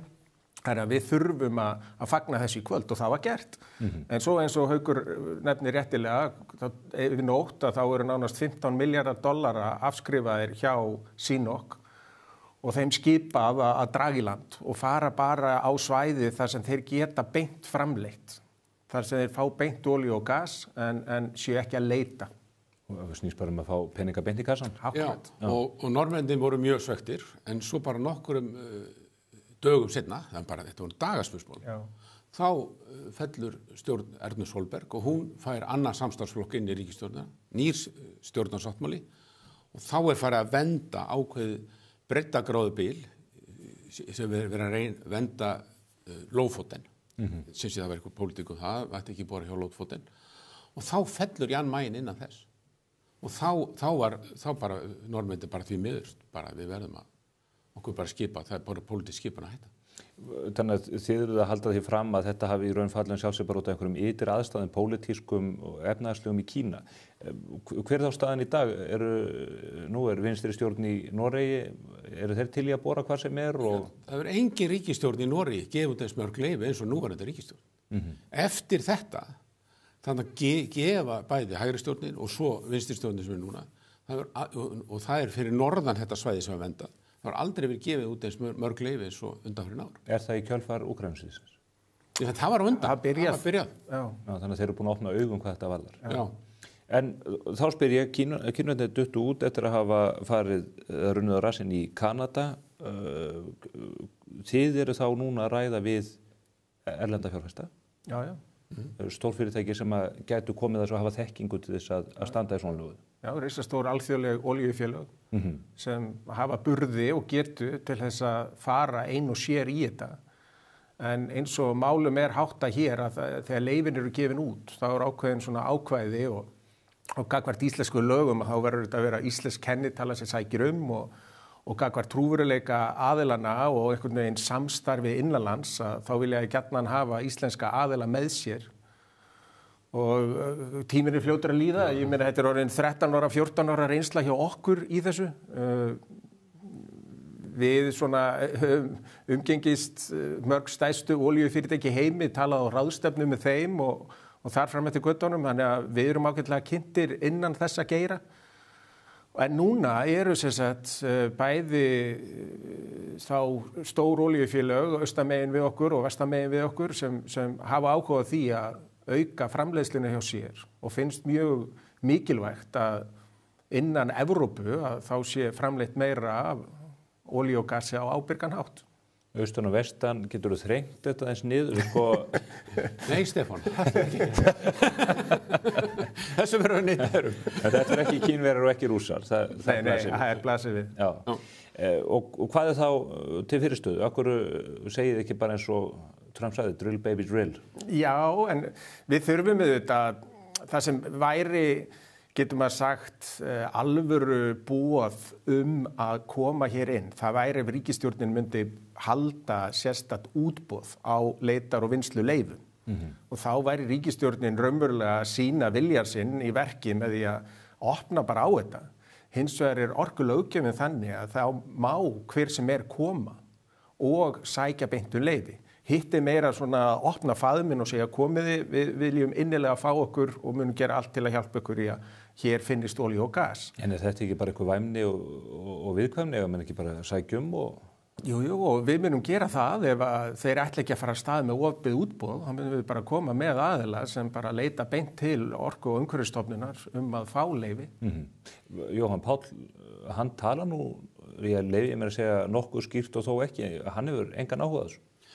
Já, hann hefur þó sagt að þá munum við veita leyfin eins og lögin eru. Já, hann segir löggjöfin þannig, en á sama tíma segir hann, við erum bara að leggja áherslu á græna orku og annað, ekki pólitísk áhætta í því fyrir fyrirtæki að koma inn í umhverfið þar sem að ríkisstjórn eða orkumálráðherra tala með þessum hætti? Já, fögnum náttúrulega allir í þessari, því sem við höfum náð Íslendingar í grænni orku, vatnsaflið okkar og jarðvarminn og allt það, Það er okkar mesta stolt? Já, það er svoleiðis. Og en það breytir því ekki að við þurfum á þessari orku að halda. Og Jóhann Páll hefur náttúrulega, eins og ég sagði það, bara, hann hefur sagt að hann myndi veita leyfi samkvæmt þeim lögum sem í gildi og það finnst mér nú bara jákvætt. Hvað býðið þið lengi eftir því að sjá hvort að þeir opni faðminn eða hvort að þið þurfuð að banka upp á við erum bara að vinna bara með okkar samstarfsaðilum og þegar þeir eru tilbúnir þá koma þeir hvort sem búið að auglýsa eitthvað opið útboð eða ekki og bankadirnar og vonandi fá þá leyfi. Hver getur verið tímaram á þessu? Já, þetta getur gerst bara á næstu 12 mánuðum en það sem hins vegar að þessi leyfi og löggjöfin á Íslandi, þú ert mjög vel varinn fyrir einhverjum pólitískum geðþótta og norska ríkisolíufélagið ímynda ég mér, bara algjörlega vissum, kæmi alltaf inn. Þau höfðu það mikinn áhuga á þessu og gríðarlega trú á verkefninu. Og þá ertu komin í milliríkja deilu við Norðmenn. Þú ert farin að brjóta milliríkja samninga viðskipti og annað. Ef þú færir að fikta í þessu eftir á. Þannig að mér finnst pólitíska áhættan í þessu mjög lítil. Mér finnst eins og vera leiðilegt ef að þeir sem að stýra hér og í ríkisstjórn átta sig ekki á mikilvægi þess að við séum að framleiða hérna olíu og gas. Við sjáum til að mynda í flugi að við erum að flytja inn 400.000 tonn af þotueldsneyti á hverju einasta ári og það bara hreinasta efnið í hverju olíutunnu sem nær að verða þotueldsneyti. Það svona, hvað getur maður sagt, samþjappaðasta aflið í því og orkan. Þannig að ef við horfum bara til 2040 þá þyrftum við að ná í eða það þyrfti að framleiða yfir 1 milljard tonn á ári bara til þess að ná í nægt magn af þotueldsneyti til þess að við gætum haldið hér millilandafluginu gangandi eins og allt útlitið fyrir. 1 milljard tonn á ári, en þessi lind sem að þið teljið ykkur vita þið segja hún sé alltaf 10 milljardar tonna. Já. En þá tugar hún bara í 10 ár? Jú, svo kemur auðvitað út úr hverju tunnu líka fullt af dísel og bensín og asfalt og annað því líkt eða tjara og allt þetta notað og olía líka notuð í alls konar efnavöru og meira segja í lyfjaframleiðslu og það mjög vel með farið þetta hráefni sem mjög dýrmætt. En eins og ég segi, það bara 10% af hverju tunnu sem fyrir þotueldsneyti. Já, en þetta sem hefur að tala með það ef spá í ATA til 2040 rætist að allt flug í heiminum með tvöfaldast á þeim tíma. Spáin sem var gefin út síðasta vetur. En nú ætla ég að viðurkenna, þið komið hér inn í þessu umræðu og ég hugsa það sem við myndum kalla progressífir stjórnmálamenn myndu segja að þið verða að tala inn úr fortíðinni því að það talað mjög að hátt það að orkuskiptin þurfa að eiga sér stað og hér verði heimsendir ef að ekki verði farið þá átt. Heimurinn ekki að nálgast þann punkt að geta dregið úr þessar eldsneytisnotkun og farið að keyra á þessum sjálfbæru orkugjöfum, sólarorku, vindi og slíku? Það þarf alltaf grunnorkuna til að framleiða það. Og ég meina, metanól á skip eins og verið að pröfa núna hjá Maersk og þar sem Wärtsilä að koma með ammoniak og allt þetta. Þetta þarf alltaf grunnorku. Hún þarf eitthvað starf að koma frá. Þá þurfum við að virkja meira, miklu meira. Vatnsafli, jarðvarma, sól, vindi, sjávarföll eða hvað sem En það ekki, við erum ekki komnir með orkugjafa, nema að við aukum kjarnorku því mun meira, sem að mun geta annað því að við hættum með olíu. Og svona orkuskipti taka áratugi. Þannig að við munum aldrei, eins og staðin í dag, og bara við horfum á okkur sjálf, það tekur nú ekki stuttan tíma að búa til eina virkjun, við horfum bara Hvammsvirkjun eða línurnar, bara horfum á Suðurneslínu sem ennþá föst í vesinni. En það verður að segja okkur að við verðum öll dauð á þessum tímapunkti. Ég horfa á RÚV og ég alveg sannfærður. Já, guðnabænum Stefán. Það svo leiðilegt að vera svartsýnn. Verður bara bjartsýnn. Það miklu skemmtilegra. Og segjum sem svo að dómsdagsspámenn hefðu rétt fyrir sér. Mundu þeir fagna á dómstegi. Ég hafði rétt fyrir mér. Það ekki bara betra að vera bjartsýnn fram að dómstegi. Þeir hafa nú haft rangt fyrir sér og ekki fagnað. Algjörlega, og hafa ítrekað haft rangt fyrir sér bara, og þetta sami söngur og var sunginn hérna í kringum 1970. Þá voru menn að spá því að Bretland sokkið í sæ fyrir 1990, síðasta tréðið þið hoggið í heiminum 1990. Og það meiri sér Paul Ehrlich og prófessornir í MIT sem skrifuðu Limits to Growth kringum 1970. Þeir eru ennþá að halda sig við fyrir spádómum. En hvað okkur varðar og hvað olíu og gas varðar, að þá þegar fyrsta olíukrísan svona magnast upp í kringum 73, að þá var olía, gas og kol 85% orkunotkun heimsins. Það það enn þann dag í dag. Þrátt fyrir 1973 sögðu menn, þetta bara þjóðaröryggismál, þetta hugsanlega líka umhverfismál, við þurfum að gera allt sem við getum til þess að minnka vægi olíu, gas og kola. Helst þetta hlutfall bara óbreytt? Þetta óbreytt og þetta óbreytt næstu 20 ár, miðað við hvernig spár eru efnahagsumsvif næstu 20 árin, mannfjölda og annað því. Það sem gleðilegt í heiminum og oft gleymist að frá árinu 2000 þá hefur barnadauði minnkað 80%, menntun á alþjóðavísu aukist gríðarlega, fátækt og hungursneyð minnkað meira en 60% og sem betur fer heimurinn að lyftast upp þannig að lífskjör almennings að batna stórum og með batnandi lífskjörum þá fylgir því aukin orkunotkun. Þannig að þá skiptir máli hvaða orku erum að nota. Kol eru langversti orkugjafinn. Það ennþá verið að brenna mó eða timbur og það gert allan heim. Þannig að það væri skárra ef það fólk myndi brenna kol. Og þeir sem eru að brenna kol brenni gas. Þannig að gas, það mengar í mörgu tilfellum 1% af því sem kol mengar. Og í útblástur í gróðurhúsalofttegunda þá eru bara brot af því sem kol menga. Þannig að þetta eru orkuskipti. Við erum að færa okkur því eins og hér var á Íslandi að brenna við og mó yfir í að við fórum eiginlega stukkum yfir kolin, fórum eiginlega beint í olíu og gas og með olíu og gasi þá gátum við virkjað hérna vatnsföllin og jarðvarman og þannig gerast orkuskiptin yfir tíma og þetta að gerast líka í heiminum og þess vegna eigum við að beisla sól og vind og auðvitað eigum að nota meira kjarnorku líka út af því að við þurfum þessa orku. Orka undirstaða velmegunar. En nú hefur því verið haldið frá, ég hef heyrt ráðherrann orkum, sem heldur utan orkumann sagt að þetta sé siðferðisleg spurning. Miðað við þessa ræðu, þá það siðferðislega ámælisvert að gera þetta ekki. 100% vegna þess að þetta rýrir orkuöryggi Evrópu, orkuöryggi Íslands. Ef við tökum dæmi þegar Rússar tóku Krímskagan, þeir sendu 1 flugskeyti sem fór beint í landsnet Úkraínu, sló út fjarskiptakerfið og raforkukerfið. Ef við værum öll á rafmagnsbílum hérna, þá voru eiginlega nóg að setja tölvuvírus inn í kerfið til að slá þetta út og við gætum ekki hreyft okkur og allt kerfið var í lamað. Við þurfum varaafl. Varaafl þá eitthvað sem færanlegt og er ekki rafmagn og það þá olía. Við þurfum olíuknúin ökutæki. Þannig að það öryggismál. Þetta öryggismál. Síðan varðandi vin okkar í Evrópu, við þurfum að hjálpa þeim að venja sig af rússnesku gasi og rússneskur olíu og svo framvegis. Og svo varðandi umhverfismálin eins og hún nefndi réttilega, við erum að fikra okkur áfram í orkuskiptunum og þar hjálpar olía og gas gríðarlega. En ef þið byrjaði að bora, það eru settur af stað bor, hvað haldið það sé mikið magnanda? Þið sé alltaf 10 milljarðar. Já, það á þessu svæði sem við vorum að einbeita okkur að, þá var þetta alltaf 10 milljarðar. Það var bara eitt leyfi. Það var bara eitt leyfi. Mörgum leyfum. Og náttúrulega, það bara búið að taka, það búið að gera grunnrannsóknir á 3 svæðum. Það bara búið að fara í svona miklar bergmálsmælingar á einu svæðinu. Er það þetta svæði sem það þetta svæði sem við vorum með í Kínverjunum? Þar haldi þetta séu 10 milljarðar tunna. Það gæti verið miklu meira. Já.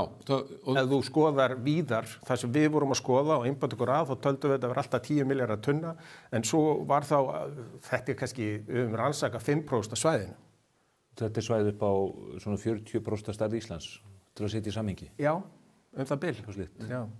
Og þannig að þarna gætu verið aðra svona stórar minni eða stærri Við bara höfum ekki hugmyndu það. Það er bara möguleikandi, það er alveg möguleiki að sé það, svo getur líka verið ekki neitt, sko. Þetta getur verið það eina. En allan að þetta bara órannsakað. Eitt eru sko þessi öryggissjónarmið og orkuskiptin, annað eru efnahagsleg áhrif á Ísland og það er mikið rætt um það hvort það eigi að taka þessa áhættu og annað. Ef að farið að bora, þá leggur mér forvitni á að vita hversu hratt getur þetta skeð. Hvað var raunhæft að horfa upp á vinnslu hraðan og hvað þetta miklu pening? Já, sko, svona undirbúa borun og fara í gegnum allt það ferli, það er ykkur sko 3 til 5 ár með heildarboruninni. Síðan segjum svo að finnist olía og þá þurfum að fara í eitthvað að búa til infrastruktúrin og byggja það upp og þá það ykkur annar eins tími, sko. Þetta er áratugur. Nei, ég vil nú segja vegna þess að það borað sem sagt, ölduhæðin lægst á þessu svæði yfir sumartíman. Þannig að rannsóknir fara fram maí til loka ágúst, borun færi fram á þessum tíma. Þá þarf að finna rétta aðilann og borskipið sé laust á þessum tíma. Síðan þetta ekki sko borpallur. Borpallurinn neðansjávar, alveg eins og norðmenn gera í dag. Og svo bara á sjávarbotninum og þaðan borað kannski 1-2 kílómetra undir sem þykir ekki langt. Fyrir utan Brasilíu verið að bora alltaf 4 kílómetra niður. Í Brasilíu leiðin frá yfirborði sjávar niður að sjávarbotninum 4 kílómetrar. Hjá okkur þetta 1500 metrar og svo kannski 1500 metrar fyrir neðan sjávarbotn. Þannig að tæknilega þetta ekki flókið, það hefur gert margoft og það byggður borpallur á botninum og síðan leiðsla upp í skip þar sem olían flæðir inn. Já, en borun sjálf fer fram á svona fljótandi borpalli og í gegnum þetta, en vinnslueiningin þarna eins og Heiða lýsir niðri. Þannig að innan áratugs getur farið að flæða peningar. Já, sko, þú veist, þetta er 5 ára eða 5 ára. Þú veist, þetta getur verið 3 ára, 3 ára og 6 ára, sko. Já. Sem sé í heildina, þetta getur verið svoleiðis. Það fer bara eftir svona aðeins hvernig þetta vinnst, sko. Og þessar olíu skipað upp hér á Íslandi? Myndum við sjá umsvif í landi hér eða færi þetta allt til Norðmannanna? Það bara spurning hvort við myndum vilja hafa olíuhreinsistöðvar hérna. Og ef svo þá kemur hingað til lands, en það náttúrulega stærstu olíuhreinsistöðvarnir í Evrópu í kringum Rotterdam og þar og svo í Noregi og margar í Bretlandi líka. Það var jafnvel skynsamlegra að koma þessu bara út úr lögsögunni. Sko það bara reiknað í hvert skipti, sko. En öll þjónustan alltaf hérna sem alveg gríðaleg, sko. Skipaþjónustan og... Já, bara áhafnaþjónustan, viðgerðarþjónustan, við pallana, það þarf áhafnaskipti og allt þetta sem þarf í kringum þetta. Þetta er mjög mikið, bara þetta litla sem þegar við vorum í þessu, þegar þessi sem minnsti hlutin, þegar bergmálsmælingarnar, skipið við komið 5 sinnum til Hafnarinn og Reyðarfjörð og dráttabátarnir eitthvað álíka, sko. Já, og það þurfa að nýta vélsmiði í landi við að gera við og þegar verið að bora, það þarf að geyma, þetta kannski 5-6 þjónustuskip sem í gangi, þó að borskipið sé eitt út á sjó sem flytja á milli, það þarf þyrlur, við vorum að láta teikna upp nýtt þyrluhlað á Egilsstaðaflugvelli. og það var sem sagt 8 svona stórar þyrlur sem fara fram og tilbaka með áhafnir, bæði á skipin, á þjónustuskipin og borðskipið og það eru heilmikil umsvif sem fylgja þessu af hálaunastörfum í landi. Já, það sko alvöru þyrlur. Það sko, svæðið ísfrítt, það tiltölulega lág ölduhæð, og þetta langt í burtu, en það þokugjarnt. Þannig að það eina svona vandamáli sko, þú veist að dræknir, við þurfum að vera sem næst með þyrlundar sem næst borðsvæðinu til þess að, og svo þarf að vera eldsneyti á leiðinni, skip með eldsneyti á leiðinni. Ef eitthvað, ef þau komast ekki niður, þurfum að býða eitthvað eftir glugga til að koma niður. Hvað þetta miklir peningar sett í efnaðslegt samhengi fyrir Íslandi? Ég slett á ensku, what's in it for us? Já, það gríðarleg verðmæti. Ef þetta eru 10 milljarðar tunna, þá sem sagt framleiðslu kostnaðurinn eins og við reiknum hann og við höfum fordæmi frá bara Noregi og sambærilegum svæðum, þá hann það bil $20 á tunnuna, en heimsmarkaðsverðið nærði að vera 70. Þannig að það með rekstrar hagnaða hverju tunnu upp á $50. $70, það svona meðalverð? Segjum þessi 60 eða 50. 68 í gær. Já, en ég meina þetta rokkar á milli svona 60 og 100, búið að gera það síðastliðin 10 ár. Og þannig að ég nota bara 50, auðvelt að margfalda líka með 50 við 10 milljarða, þá komið $500 milljarðar sem auðlindin væri verðmetin á. Hún kemur ekki öll upp í einu, heldur myndi dreifast á svona 20 ár. Fyrstu 10 árin kemur meirihlutin upp, mikill meirihluti. En skatttekjur ríkisins eru þannig og í leyfunum sem við vorum með og samkvæmt löggjöfinni að þá fær ríkið rúmlega helming af því sem rekstrarhagnaður. Sem sagt það verið $250 milljarðar þá, sem mest kæmi inn yfir 10 ára tímabil. Við erum mjög ríkasta þjóð í heimi. Já, við getum orðið það. Við getum náttúrulega orðið skuldlaus, við getum lækkað skatta, við getum lagað innviði, við getum búið í haginn til framtíðar vegna þess að þetta ekki endurnýjanleg auðlind eins og við erum vön. Fiskistofnarnir hjá okkur, vatnsaflið, jarðvarminn, það streymir og það endurnýja sig. Þarna verið að tæma auðlind. Þarna þarf að hugsa verðmæta flutningin öðruvísi. Já, og þá eins og norðmenn hafa gert og sérstaklega þjóðirnar líka við Persaflóa, að þær hafa sett þetta í sjóð, þannig að það sé ekki ein kynslóð sem njóti bara góðs af þessu. Það sé sem sagt dreift á yfir lengri tíma. Og nota bene, þetta án allra áhættu ríkisins. Það engin áhættu? Engin áhættu á ríkinu. Ríkið fær bara leyfisgjöld og ákveð sem rennur til Orkustofnunar. En nú hefur nefndur orkumálaráðherra í viðtölum sem ég hef hlustað á verið að blanda þessu samansvætti að ég skil ekki okkur ríkið að það er að fjárfesta í þessu og hann vísar nú reyndar í fyrri verkefni, Eikon og annað og talar að fyrirtæki hafi hér farið á hausinn. Þeir draga upp nokkuð dökka mynd af þessu. Já, mér finnst það mjög óhæðalegt og ég skil ekki hvernig ráðherra leyfir sér að tala á svona óábyrgan hátt vegna þess að vissulega var íslenskt olíufyrirtæki sem fór á hausinn, en það var ekki Eikon sem fór á hausinn. Og það félag var fyrst og fremst í leit í Kanada og Skotlandi. Þannig ég skil ekki hvað hann að blanda þessu saman. Það enginn sem tapaði á starfsemi Eikon hér. Og þegar við borguðum mörg hundruð milljónir í leyfisgjöld til Orkustofnunar. Og það var alveg nóg og plús það. Þetta var langt fram þann kostnað sem þau tóka á sig við þetta. Þess utan þá eignast þau öll gögn, allar rannsóknir og allt sem fylgir. Þannig að bara eins og jarðsaga svæðisins núna miklu ljósari. Þegar Eyjólfur Konráð Jónsson á sínum tíma var að tala bæði Drekasvæðið en líka Hatton Rockall, hann var mjög framsýnn 1970 eitthvað og sagði þarna eru líka þungmálmar í sjó. Nú eru norðmenn farnir að hefja námuvinnslu í sjó. Og þess vegna var hann að berjast fyrir þessu. Orkustofnun fær mjög mikilvægar upplýsingar það, hvort það séu málmar þarna líka. Þannig að Orkustofnun hefur alltaf inn í þessu. Og þegar umhverfis- og orkumálaráðherra að tala þetta sé kostnaður. En hún hefist ekki tiltökumál að fara hátt í 100 manns á einhverja loftslagsráðstefnu langan veg og verði þar vikum saman jafnvel. Ég skil ekki hvaða svona dómgreind að baki því. Þær ráðstefnur eru þetta tómþvæla. En mig langar þó til að nefna eitt. Menn hafa velt fyrir sér hættun og umhverfisleysi. Þetta kaldur sjór. Ef að þarna færu hlutir úr böndum, einhver hætt á því að við getum lent í því að menga hér fiskimiðin og strendur Íslands. Við þekkjum Mexíkóflóa sem heitir það ekki lengur. Slík slys hafa orðið. Já, sko, það hefur alltaf verið ljóst frá hendi Orkustofnunar og íslenska yfirvalda að við munum nota þær reglur sem eru í Noregi, Norsokreglunar. Þannig að það eru þær hörðustu og bestu í heimi. Ég hef nú verið olíuráðstefnum út í Noregi þar sem menn hafi nú verið kvart yfir hvað þessu strangir og verið að tala beint til ráðherra á ráðstefnunum, en það hefur aldrei verið gefið eftir. Mér finnst bara sjálfsagt að við förum til þeim.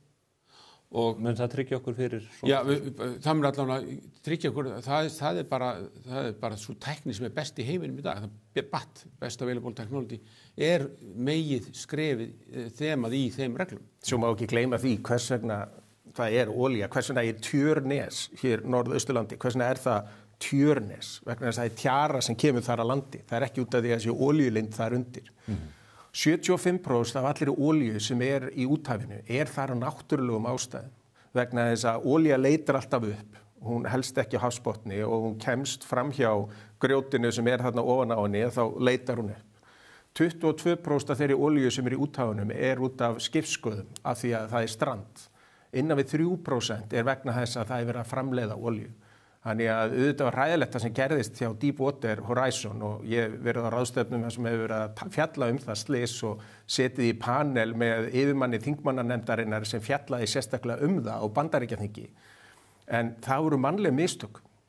Það var aðili sem lokaði ekki fyrir ákveðin loka og því fór sem fór.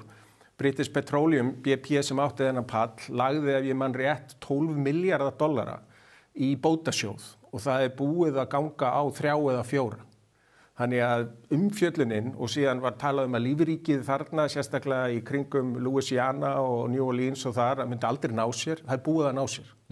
Þannig að auðvitað þarf að fara með gát í þessu, en við teljum að við séum með aðgang að bestu mögulegu vinnslu aðferðum og ábyrgustu, þannig að við treystum okkur alveg í þetta.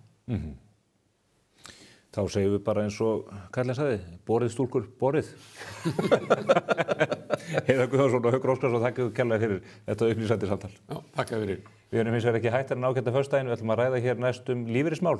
Auðvitað getur olían komið að notum við að byggja upp lífeyrissjóðun okkar en það ekki komið að því enn og ætlum að skoða aðeins hvernig staðan á lífeyriskerfinu og hvers fólk megi vænta þegar það að leggja peningana sína þar inn. Fylgist með. Ristnan á leiðinni niður. Gott eða slæmt? Cardio. Einfaldari útgjöld. Nú geturðu prófað litinn áður en þú málar. Voilà! Prófaðu mitt rými á húsa.is, húsasmiðjan.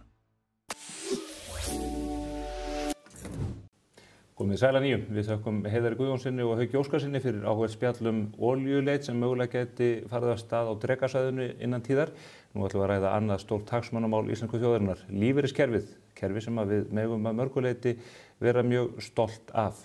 Við ætlum að ræða hér saman Baldvin Egill Baldvinsson og Ásdís Arna Gottskálksdóttir. Þau koma frá fyrirtækinu Örbjörg. Ásdís, þú ert framkvæmdastjóri þess fyrirtækis? Já. Hvað titlum við manninn á bak við tölurnar?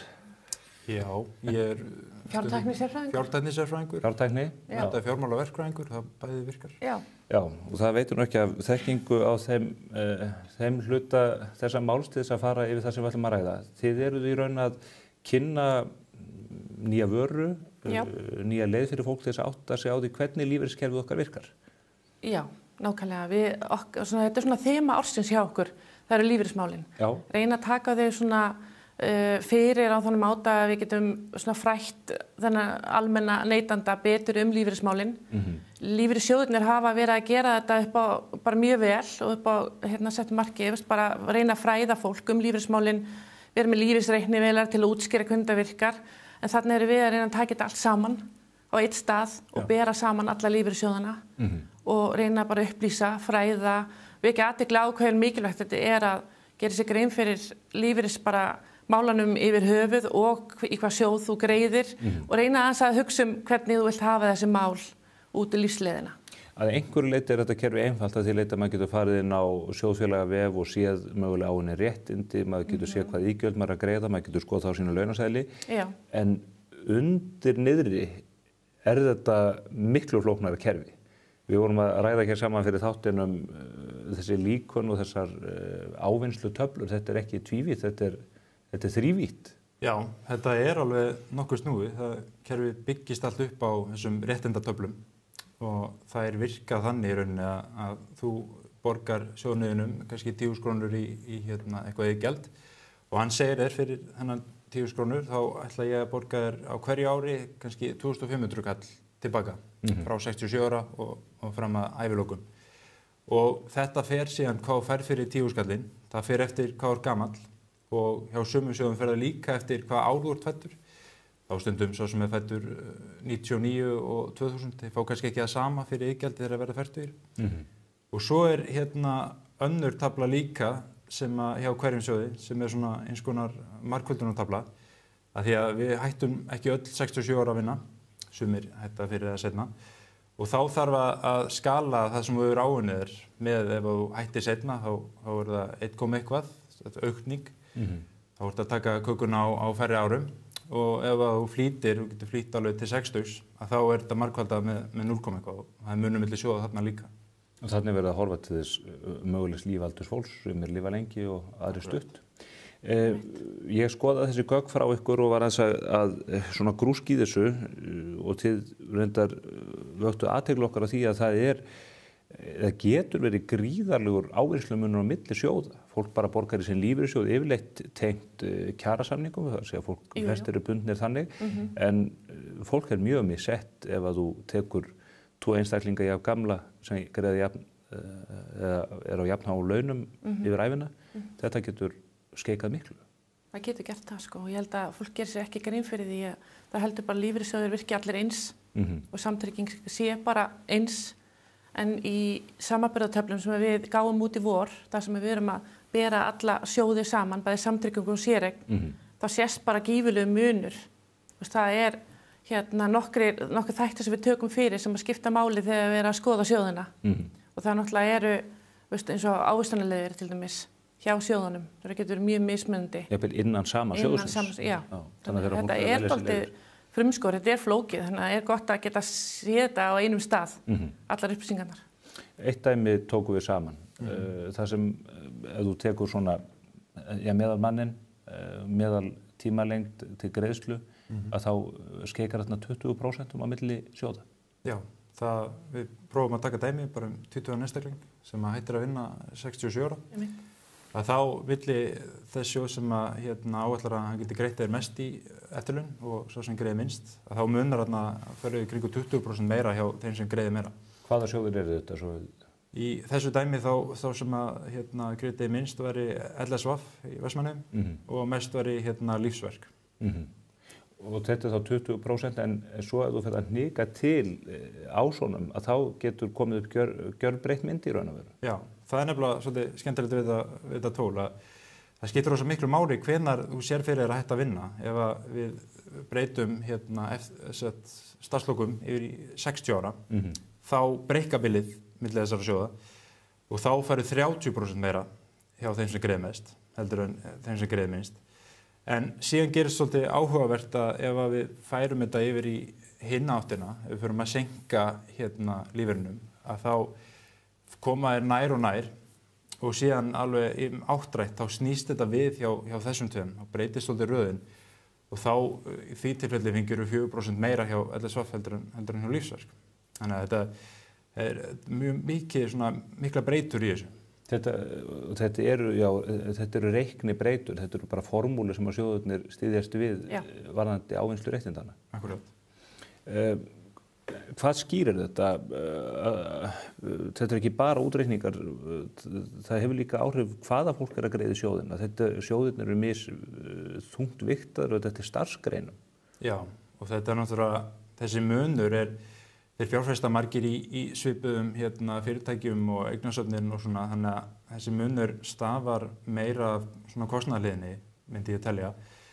Og þá erum við náttúrulega að horfa líka í svona lýðfræðilega breytur. Við erum að sjá þeir eru með mismunandi væntan lífaldur sjóðfélaga. Svo náttúrulega örorkutíðnin misjöfn milli starfsgreina og það náttúrulega leiðir til þess sem við þekkjum með örorkubyrðina.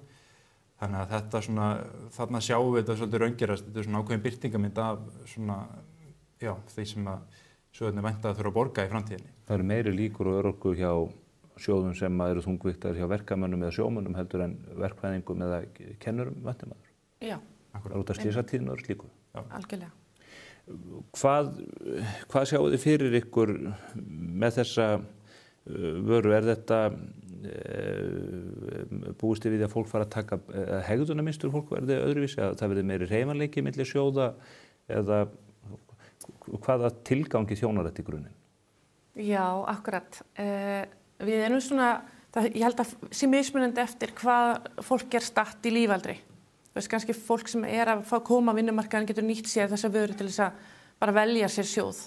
Við settum út könnun á árinu þar sem að kom bersýnilega ljós að fólk bara að velja sjóð eftir einhverju sem að heyrir kannski á kaffistofunni eða foreldrinir hafa alltaf greitt í þennan sjóð, ekki að velja svona fyrir sig og sumir veit ekki eins og í hvað sjóð þeir að greiða sem árum skiptir, þannig að þau fara að skoða þetta þegar þau hætta að vinna. En í upphafi þá viljum við allan að fólk geri sér grein fyrir að velja dálítið sko markvisst með upplýstri ákvörðun hvaða sjóð þeir að fara í. Miðað við hvernig þau kannski sjá dálítið bara aðeins að hugsa út í hvernig þau vilja hafa lífið, hvernig þau sjá fram og kannski að vilja hætta að vinna. Þetta er kannski dálítið fjarlægt úr 24 ára. Já, hvenær ætlið þið að hætta að vinna? Það er spurning. Já, ekki á seint held ég. Ekki á seint. Ekki á seint, nei. En svo aftur á móti fólk sem komin kannski 35 ára og það komið með fjölskyldu og að fara að stekka við sig og komið fleiri skuldbindningar í lífinu, kannski farin að sjá svona betur fram á hvernig það vill haga sínu lífi. Að þá kannski tímapunktur að skoða þessi mál dálítið vel og veistu, var þessi ákvörðun sem ég tók þegar ég var tvítugur og byrjaði í minni fyrstu vinnu rétt. Og það eiginlega ákvörðun sem tekin óttast fyrir þig í gegnum kjarasamningan. Já. Við skulum varpa aðeins upp mynd af þessu mælaborði. Skoða hvað við erum með í höndunum. Þetta bara einfalt dæmi einstakling væntanlega sem með mánaðarlaun meðaltal 845.000. Hann þetta tvítugur, það eru vonandi margir tvítugir með þessi laun, en kannski efast aðeins við það, en meðallaun, er það ekki? Já. Þetta svona útæfi, svona starfsæfina að jafnaði. Aldur starfslok 67 ára, það lítur þokkal út fyrir flesta og þá 87 ára, það miðað við að það sé þá lífaldurinn væntur. Já, í þessu dæmi allavega, með geta svo skoða það. Og þá sér maður að þessi ávinnsla, réttinda ávinnsla mjög mismunandi fyrst, en hún jafnast talsvert út eftir því sem líður ævina. Já, og það svolítið áhugavert og munar mestu á milli þeirra svona þegar þú ert ungur. Svo fara þeir allir svona að verða meira eins, en svo líka það mjög áhugavert að sjá í þessu og þegar ég byrja að vinna í þessu gögnum og kom þetta mér svolítið óvart er að ég sér í kringum 55 ára aldurinn, þá verða skuldpunktar. Þannig að sko jafnvel ef þú heldur og planar ég ætla að hætta að vinna 67 ára en svo og ætlar ennþá að gera það þegar þú ert orðinn 50, en þá kannski samt borgar sig að skoða að skipta yfir í annan sjóð af því að hann greiðir meira bara frá 55 ára. Þetta svona ákveðin högnun sem á sér stað sem sér ekki oft í svona fjármála heimum. Getur þá flutt réttindiðin á milli með einhverjum móti eða byrjar það bara einfallega að greiða í annan sjóð? Þú byrjar bara að greiða í annan sjóð sko. Þannig að þú átt ennþá réttindiðin hjá hinum en svo byrjar þú bara að ávinna þér réttindi og það er það sem við sjáum á þessari myndi svona þessi ávinnsla. Byrjar að ávinna þér meira hjá öðrum sjóði eftir, það sé í kringum 55 ára sem að sjáum svona einhver skuldbúnda eiga sér stað. En þú getur haft hagsmuni að því á miðri starfsæfinni að hreinlega venda hvað inn í kross? Já, klárlega. Á næstu mynd þá sjáum við bara, þá er búið að draga bendilin þannig yfir og þá sjáum við svona með nákvæmara hætti. Þannig erum við að miða við réttinda ávinnslu eftir hvað, 1 ár? Já, þetta er svona ágætis mynd bara til að útskýra hvað við erum að sjá. Þarna ef að þessi 20 einstaklingur vinnur bara þegar hann er 20 ára og svo aldrei aftur, þá fengi hann þessi, sem sagt, eins og hjá lífsverk 34.800 í mánaðarlaun, eftirlaun frá 67 ára. Ef hann myndi aldrei vinna aftur, svo ávinnur hann sig meira og meira. Þarna mikill munur. Svo vorum við með aðra mynd, ef maður rétt það sem við skoðum þetta við starfslok. Já. Þarna erum við komið með slíka tölur. Já, þarna erum við að sjá, sem sagt, hvernig þetta safnast upp þarna. Áðan sáum við bara hvað ávinnur eru hverju ári, þarna sjáum við uppsöfnu réttindin og við starfslok að þá sérðu þarna munin og þetta svolítið mikill munur þessu dæmi í lífsverk á væri þessi einstaklingur með sér þarna rúmlega 817.000 í eftirlaun á hverju mánuði en LSVaf þarna 678.000. Þetta dæmi svo tókst með 20% munin. Akkurat. Já. Aðra mynd höfum við sem að drepur á dálítið öðru máli ef ég man rétt. Það varðar þessa spurningu sem að margir hafa rætt varðandi erfanleika lífeyrisréttindana. Margir hafa býsnast yfir því hvað sjóðirnir taka mikið til sín að fólk fellur frá snemma á ævinni. Það lítur auðvitað að samtryggingar hlutanum. Hugmyndin þá svo að þeir sem lifa lengi þeir njóta góðs af því en enginn veit svo sem hver annan grefur. Hérna erum við komið með leiðir þar sem erfanleiki inn í kerfinu þannig að afkomendur fá meira fyrir sinn snúð. Það ekki endilega víst að þetta komið vel út fyrir menn. Nei, það þarf nefnilega ekki að vera og þess vegna er gaman skoða þessu tóli líka að vera pínu meðvitaður leiðina sem maður velur og það henta bara mjög mismunandi fólki þessar leiðir. Hérna erum við með 2 leiðir frá Frjálsa sem blandað sjóður. Önnur ef mann rétt í kringu 38% fer í séreign af þessu 15,5% iðgjaldi sem við greiðum á mánuði. Og hinn erfanlega þá eru 70% en málega við þurfum að huga að því að það alls konar reglur með hvenar þú getur nálgast þessar upphæðir og þá oft frestað samtryggingunni. Þannig að þá þarftu að vera með ef þú ætlar að hætta 67 ára og vinna til 80 og lifa til 87 að þá þarf raunávöxtun séreignar að vera svolítið mikil til þess að svo erfanlega í þessu dæmi myndi borgaði meira 4,5% raunávöxtun. Já, þú þarft að í þessu dæmi þá þyrftur að vera komin upp undir 4,5% raunávöxtun til þess að erfanlega leiðin myndi skáka Frjálsu. Sjóðirnir eru stiltir af með 3,5%, sumir segja að það sé mikið, 4,5% er auðvitað enn meira. Það enn meira já. Og það gerir líka, við erum náttúrulega með blönduðu sjóðirnar inni eins og almenna líka á íslenska og svona. Og það gerir hennar samanburð svona svolítið snúin stundum. Af því að það náttúrulega gert ráð fyrir einhverju ávöxtun í samtryggingunni sem það oft með við þessi 3,5% raunávöxtun. Já. Það oft gott að skoða líka svipaða tölur í séreigni til þess að hafa svona sömu gildi. Þetta er til upplýsingar fyrir fólk. Fólk verður betur upplýst og getur betur áttað sig og glöggvað sig á stöðunni. Vilja lífeyrissjóðirnir að þið sé að standa í þessu? Já, við erum bara í mjög góðu samtali við þá og erum búin að fara yfir með þeim allar þessar vörur sem við erum að gera. Og þetta búið að vera mjög mikið verkefni að bara kryfja þessa réttintöflur frá hverjum sjóð því það er mjög mismunandi. Þannig að við erum bara mjög góð samtali við þá. Þeir vilja líka fræða, þeir vilja upplýsa. Þannig að við erum alveg á sömu vegferð. Já, og þetta eru grundvallar hagsmuni fólks. Algjörlega. Við erum bæði að greiða mikið þarna inn og væntum mikillega greiðsla þegar að starfshæfin lýkur. Einmitt.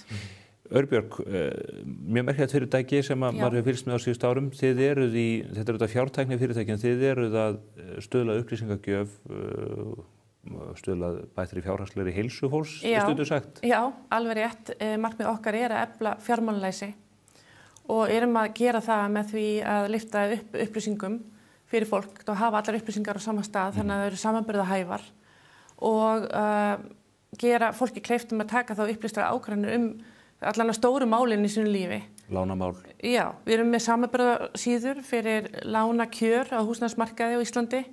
Við erum að bera saman rafmagn, sparnað, greiðslukort og fleira. Svo höfum við verið að færa okkur meira inn í persónulegu fjármálin. Þannig að við erum með áskriftarvef þar sem þú getur stilt upp bara þínum eignum og skuldum og haft eina yfirsýn yfir fjármálið þín og erum að taka þar stóru málin eins og fasteigna þína. Þú farið markaðsverð uppfært í hverju mánuði þannig að þú getur séð hvernig verðið á þinni eign er að þróast. Þú getur sett inn húsnæðislánið þitt og þar erum við að vakta það fyrir þig. Þannig að við látum þig vita þegar betri kjör bjóðast á markaðnum og þarna er líka samspil sem að skipti máli. Þú veist, hvað á ég mikið í eigninu minni? Hvernig er eignamyndinu mín í eigninni að myndast eða þróast? Og svo líka bara það með herra kannski markaðsverði og svo ertu náttúrulega að borga af lánunum þínum og það lækkar vonandi. Og svo myndast líklegast þegar tíminn líður meira veðhlutfall eða betra veðhlutfall sem þú ert að ná með því að greiða láninni niður og eignin hærra í verði og þar gæti til dæmis myndast tækifæri á að endurfjármagna á betri kjörum. Og svo nú eru lífeyrismálin í brennidepli hjá okkur. Og þau tvinnast inn í þetta? Þetta tvinnast inn og raun og veru mjög mikilvæg þáttur. Þetta kannski, má segja að þetta sé stærsta fjárfestingin þín í lífinu. Þú veist, ekki bara fasteignin. Þetta lífeyrismálin skipta máli og þetta torf, þetta ekkert auðvelt að skilja þennan heim og við erum að reyna að upplýsa þetta á mannamáli. Þannig að fólk gerir sig grein fyrir hvað þetta þýðir, hvað þýðir þetta fyrir mig sem bara leikmann og taka rétta ákvarðanir í lífeyrismálum. Ég get sagt af eigin reynslu eftir að hafa fengið að glugga í þetta að þetta mjög forvitnilegt og gaman að stilla þetta einmitt út frá svona raunhæfum dæmum í manns eigin lífi. Já. Ásdís og Baldvin, þakka ykkur kærlega fyrir komuna og gangu vel með þetta verkefni. Takk kærlega fyrir. Þá ekki meira á vettvangi spursmála þennan ágæta föstudaginn. Við þökkum ykkur fyrir samfélgina. Ég minni á bókaklúbb spursmála. Í þessum mánuði erum við að taka fyrir bókina Hagfræðin hnotskurn eftir Henry Hazlitt og á miðvikudagskvöldið næsta ætla ég að setjast niður á vinnustofu Kjarvals ásamt Ásdísi Kristjánsdóttur, hagfræðingi og bæjarstjóri í Kópavogi. Við ætlum að ræða bókina og meðal annars brotnu rúðuna sem Hazlitt talar í bók sinni. Látið þetta ekki fram hjá ykkur fara. Verið sæl.